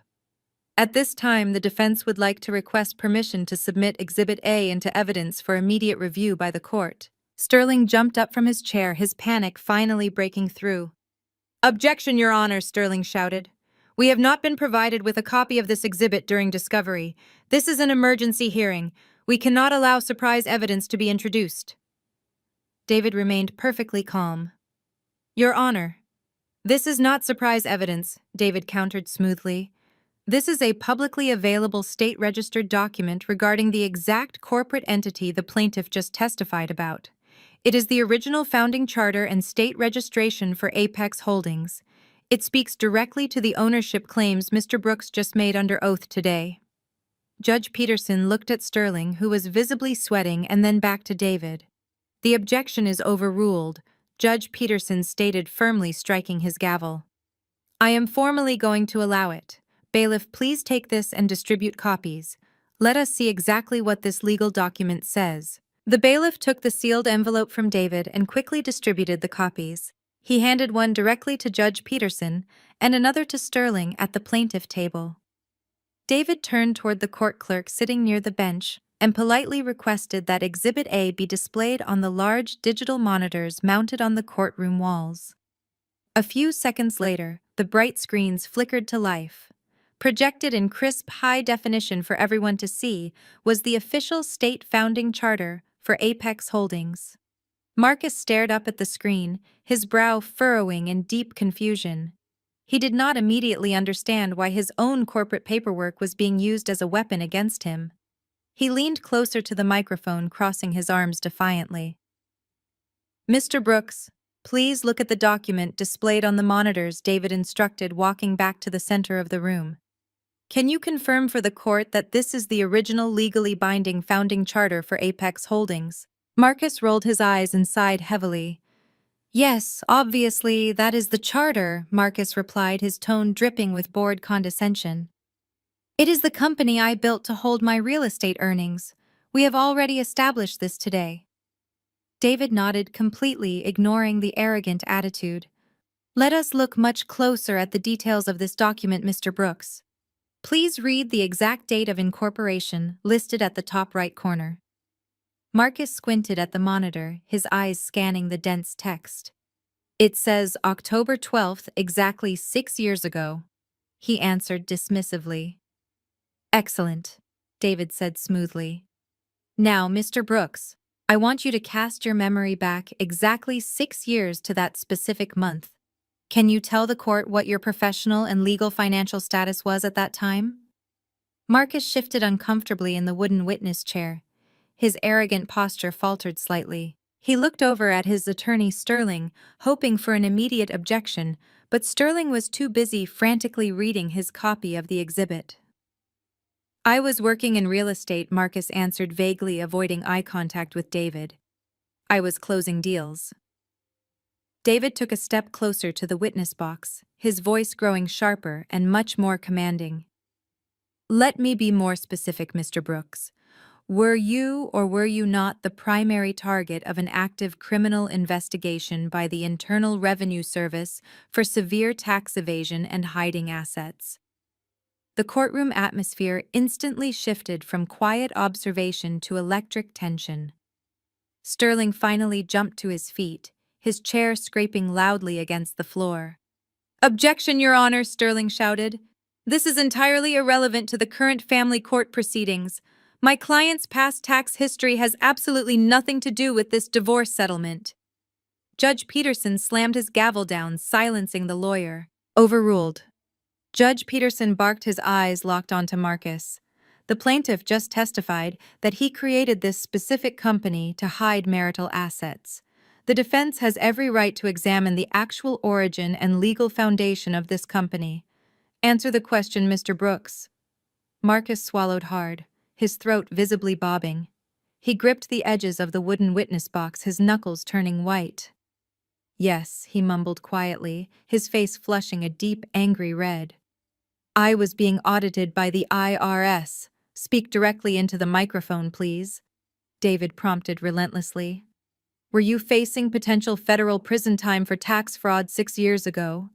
"Yes," Marcus snapped loudly, his temper flaring. "But it was a misunderstanding with my accountant. I was cleared of all charges. You were cleared because of my client." David corrected, his voice echoing through the silent room. "Let us talk about Maya. Before she became the stay-at-home mother you so eagerly insulted today, what was her profession?" Marcus glared at me, sitting calmly at the defense table. "She was a senior forensic auditor," he muttered bitterly. "Precisely," David said, holding up his hands. "She was a brilliant financial auditor with a spotless record. When the federal government was preparing to indict you and freeze every single bank account you owned, who stepped in to save you from a federal prison sentence?" Marcus refused to answer. He stared fiercely at the wooden railing. "I will remind you that you are under oath, Mr. Brooks," David warned. "Did Maya not take her own personal family inheritance, her completely pristine credit score, and her own social security number to establish Apex Holdings as a brand new clean corporate entity? Did she not meticulously reconstruct your disastrous financial ledgers to appease the federal investigators and save your career?" Marcus' chest heaved as he struggled to breathe.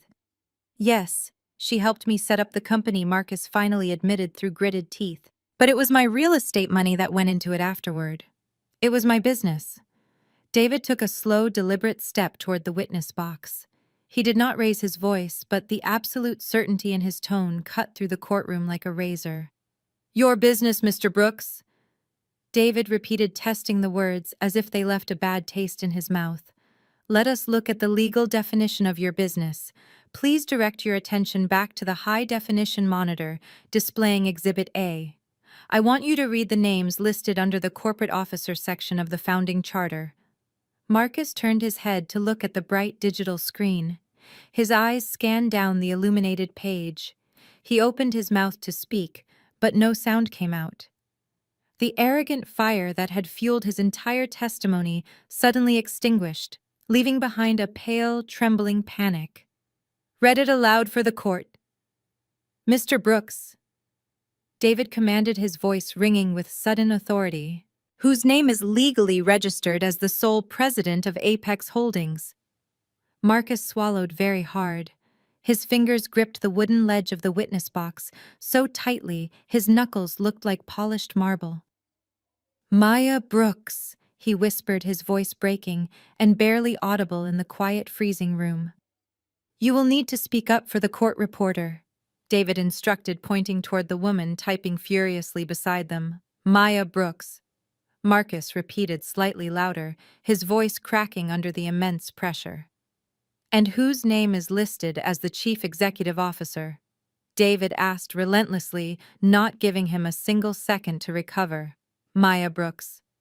Marcus answered, a thick bead of cold sweat dripping down his pale temple. "And finally, who is listed as the 100% absolute sole shareholder and registered agent for the entire corporate entity?" David demanded, stepping right up to the heavy wooden railing. Marcus closed his eyes as if he could physically shut out the truth. "Maya Brooks." He said the words sounding like a heavy death sentence.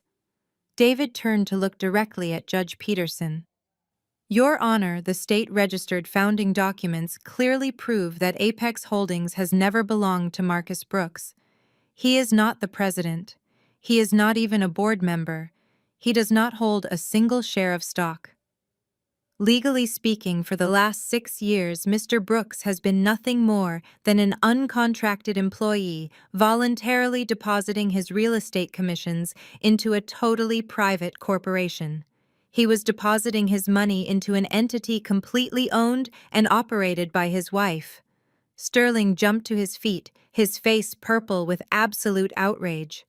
"This is a technicality, Your Honor," Sterling shouted desperately, trying to save a rapidly sinking ship. "My client earned that money. He was the one bringing in the massive revenue. It was clearly understood to be his private account."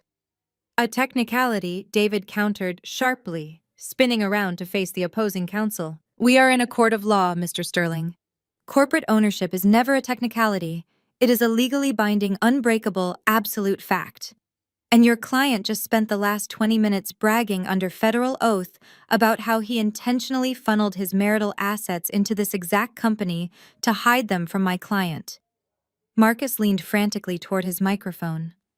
"I did not know her name was the only one on the paper," he practically screamed, his carefully crafted victim persona completely shattering. "She handled all the paperwork 6 years ago. I just signed where she told me to sign so the IRS would back off. I assumed my name was on it. I assumed it was mine because I was earning everything." "You assumed," David echoed, allowing a cold, mocking laugh to escape his lips. "You built a $15 million empire and you never once bothered to read the founding corporate charter. You were so incredibly arrogant, so utterly convinced of your own superior intelligence, that you blindly handed your entire financial existence over to the very woman you spent years treating like an uneducated servant." Marcus was hyperventilating now. He looked wildly around the courtroom, seeking a lifeline that did not exist. "But I deposited all the checks," he pleaded, his voice hitting a pathetic high pitch of absolute terror. "Every single commission I earned went straight into that account. It is my money." "No, Mr. Brooks," David said softly, delivering the final crushing blow. "It was your money the moment the real estate agency handed you the check. But the second you willfully deposited those funds into a company entirely owned by Maya Brooks, you legally gifted that money to her corporation. You freely transferred your personal wealth into her completely separate legal entity. and you did it specifically to hide those assets from the family court system. The absolute reality of his catastrophic arrogance finally hit him hard. The courtroom was no longer quiet. A low murmur erupted from the few clerks and bailiffs who had been listening to the proceedings. Even the court reporter paused for a fraction of a second, her eyes wide with shock before returning to her furious typing. Sterling collapsed back into his chair, dragging his hand down his face. He knew the case was entirely dead. There was no legal maneuvering out of a trap this perfectly constructed. David turned away from the trembling Marcus and walked back to the center of the courtroom, addressing the bench with absolute confidence. "Your Honor," David said, projecting his voice over the noise, "the plaintiff has just admitted under federal oath to hiding $15 million of marital assets during a divorce proceeding. He deliberately funneled those assets into a corporate entity that he knew or legally should have known was entirely owned by my client. Then, acting in extreme bad faith, he forced my client to sign a predatory divorce decree, a decree that he specifically drafted to ensure she would walk away with absolutely nothing." David paused, letting his eyes slide over to Marcus, who was now slouched in the witness chair, breathing in short, shallow gasps. But his own malicious greed became his undoing. David continued. "By insisting on Section 4, Clause B, the plaintiff legally and irrevocably signed over any potential claim he might have had to those funds. He thought he was building an impenetrable wall around his money. Instead, he legally gifted his entire fortune to Maya Brooks. She did not steal $15 million, Your Honor. She simply executed a lawful withdrawal from a company she has completely owned for 6 years, acting fully within her rights as the sole shareholder. Furthermore, Your Honor." David added, his tone growing even more severe. "Mr. Brooks used the threat of a prolonged custody battle to force her signature. He weaponized his perceived financial dominance. He assumed she was an uneducated housewife who would blindly submit to his abuse. But my client is a forensic auditor. She read the paperwork. She knew exactly what he was doing, and she simply let him do it. We ask this court to dismiss this ridiculous injunction immediately." Marcus gripped the microphone, his knuckles white. "You cannot let her do this," he pleaded, looking desperately up at Judge Peterson. "She tricked me. She let me believe it was my company. I earned that money. I built that empire. It is not fair. You have to reverse the contract. You have to give it back to me." Judge Peterson picked up his wooden gavel and slammed it down with a sharp, deafening crack. "Silence," the judge roared, his voice booming with absolute authority. "Do not speak another word in my courtroom, Mr. Brooks, unless you are directly spoken to." Marcus flinched, shrinking back into the wooden chair. The arrogant swagger, the tailored suit, the smug confidence, it was all completely gone. He looked like a terrified child realizing the monster in the closet was actually real. Judge Peterson leaned over the high mahogany bench, staring down at Marcus with a look of pure, unadulterated disgust. "I have sat on this bench for 22 years, the judge stated, his voice dripping with contempt. "I have presided over thousands of divorces. I have seen bitter spouses try to hide money in offshore accounts, crypto wallets, and safety deposit boxes. But I have never in my entire career seen a man so blindingly arrogant that he hides $15 million in his wife's own company and then legally forces her to keep it." The judge shook his head, tossing his silver pen onto the heavy wooden desk. "You came into my courtroom requesting an emergency injunction." Judge Peterson continued, his tone razor-sharp. "You sat on that stand, took an oath before God and this court, and proudly confessed to premeditated financial fraud. You bragged about defrauding your wife. You weaponized the legal system to leave the mother of your children completely destitute. You thought you were the smartest person in the room, Mr. Brooks, but you were just playing a very stupid game, and now you have won a very stupid prize."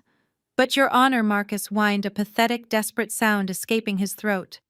"I will be bankrupt. I will have absolutely nothing. You will have exactly what you intended to give your wife." The judge snapped back. "Nothing. The legal contract you forced her to sign is absolutely ironclad. You drafted it. You signed it. You agreed to the terms. This court does not exist to rescue malicious individuals from the consequences of their own toxic schemes. The court finds no evidence of fraudulent inducement on the part of the defense. Maya Brooks acted entirely within her legal rights. The money belongs to her, and this court will absolutely not interfere with that lawful transfer. Judge Peterson raised his wooden gavel high in the air and brought it down with a final echoing crack that seemed to shake the very foundation of the room. This emergency injunction is entirely dismissed with prejudice, he declared, his voice ringing with absolute finality. Furthermore, Mr. Brooks, since you have willingly provided a sworn confession of tax evasion and the deliberate concealment of assets, I am ethically and legally obligated to act. I am ordering the court clerk to immediately forward the official transcript of today's proceedings directly to the Criminal Investigation Division of the Internal Revenue Service. You tried to use my courtroom to execute a financial crime, and now you will answer to the federal government. Marcus did not argue. He did not yell. The last remaining shred of his arrogant ego completely evaporated, leaving behind nothing but a broken, terrified man. He collapsed heavily back into the wooden witness chair, pulling his knees up slightly, as if trying to physically make himself smaller. He buried his face in his trembling hands and began to weep. It was not a quiet, dignified cry. It was a loud, pathetic sobbing that echoed pitifully across the cold courtroom. His broad shoulders shook violently under his expensive tailored suit. He had lost his $15 million, his family, his reputation, and very soon he would likely lose his freedom. Sterling, his expensive shark attorney, did not even look at him. Sterling simply snapped his briefcase shut and walked away, entirely abandoning his ruined client. The heavy oak doors at the back of the courtroom suddenly swung open. Brittany and Eleanor had been waiting in the hallway, listening to the entire devastating verdict through the heavy wood. Brittany walked slowly down the center aisle, her designer heels clicking softly against the floor. She did not rush forward to comfort the weeping man she claimed to love. She stood a few feet away from the witness box, staring at Marcus with absolute horror. "You are completely bankrupt," she whispered, her voice trembling with rising panic. "You have absolutely nothing left, and you are going to federal prison."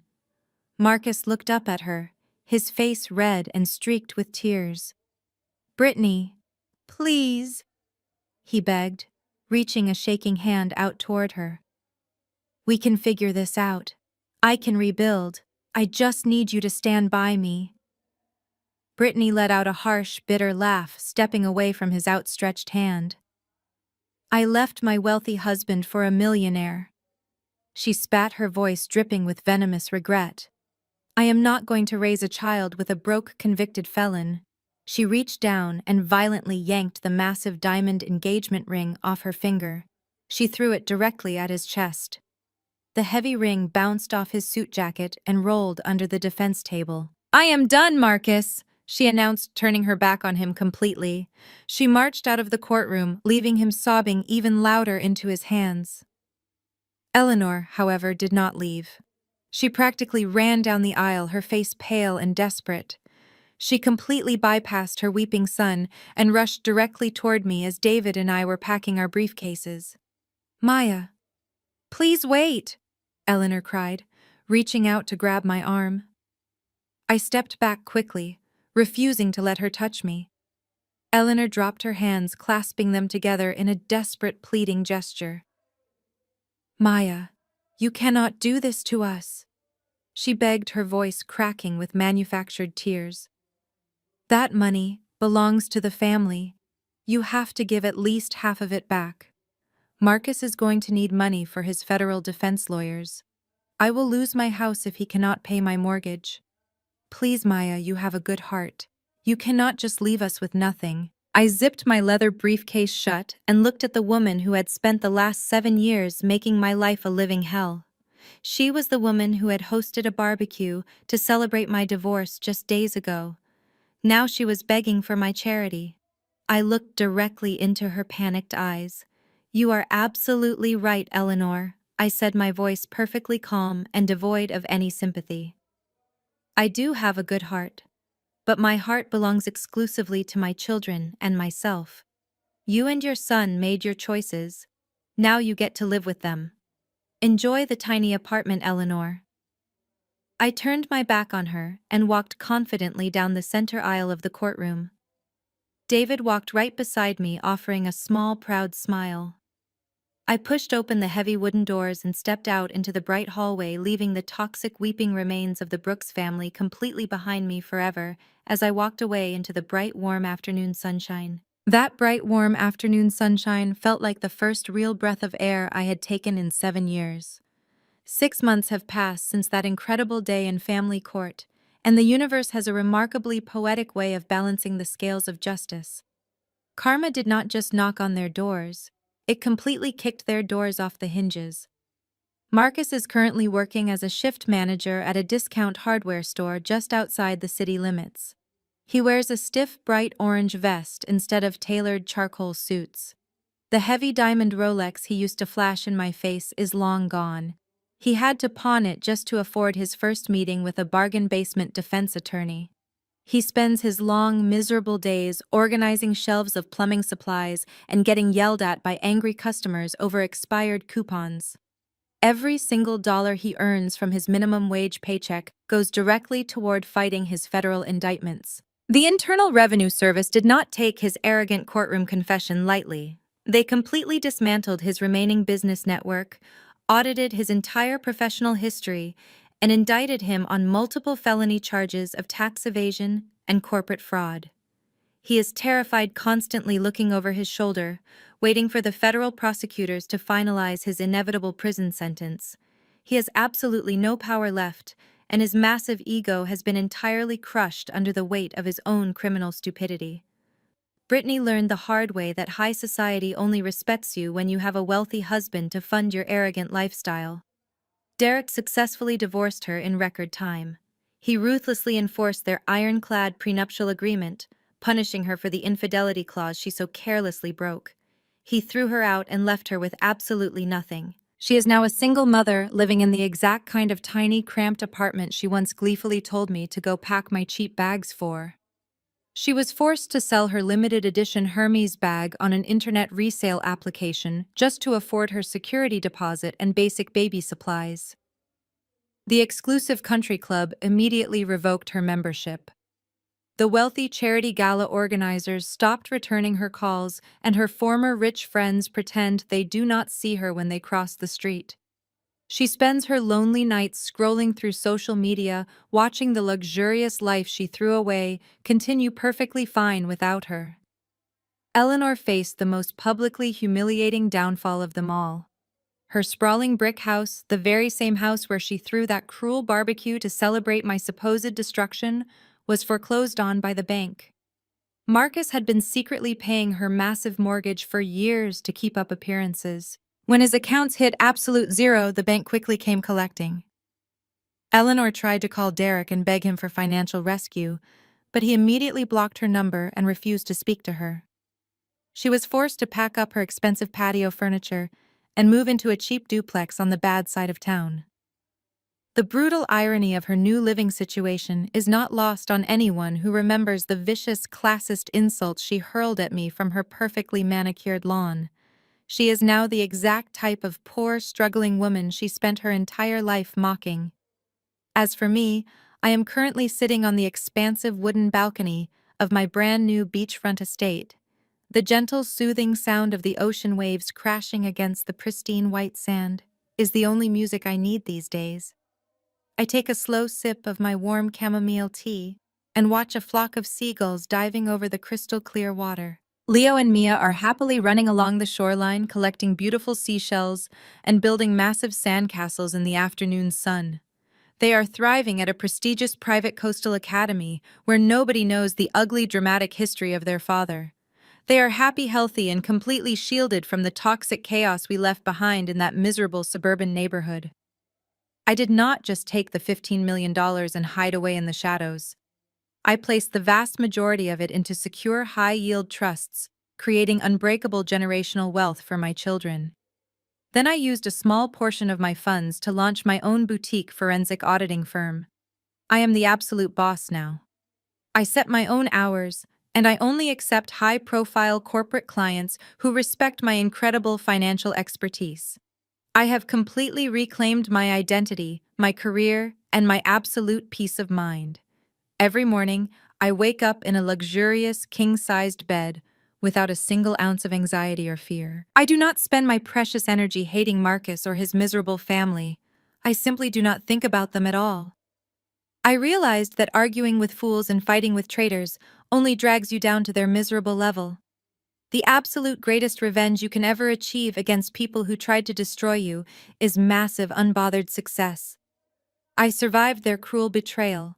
I outsmarted their arrogant traps, and I built a beautiful, wealthy life that they will never be allowed to touch. The most profound lesson woven throughout this dramatic story is that blinding arrogance is a fatal vulnerability, while emotional composure and financial literacy serve as unbreakable armor. Marcus and his family constantly relied on loud intimidation, classist privilege, and theatrical cruelty to assert their dominance.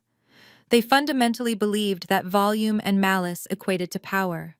However, their unchecked hubris made them incredibly lazy. Marcus was so absolutely convinced of his own unmatched superiority that he never even bothered to read the foundational legal documents he weaponized.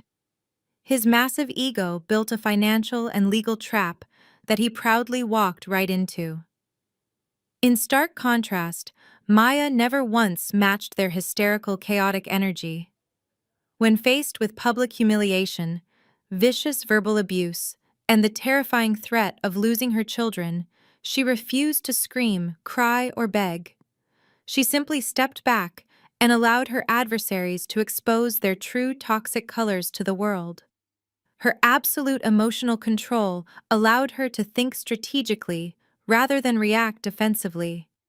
She understood a vital truth in the face of narcissistic manipulation. Profound silence and hard evidence are infinitely more effective than a desperate shouting match. Furthermore, the narrative sharply underscores the critical importance of knowing your facts. Maya's professional background was not just a convenient tool, it was the bedrock of her survival. Understanding binding contracts, corporate structures, and her own undeniable legal rights allowed her to seamlessly turn her ex-husband's malicious intent into his complete and utter ruin. She protected her children and secured generational wealth simply because she understood the fine print. Take active control of your own narrative today by educating yourself on your personal finances and legal rights, ensuring that no one can ever weaponize your own life against you.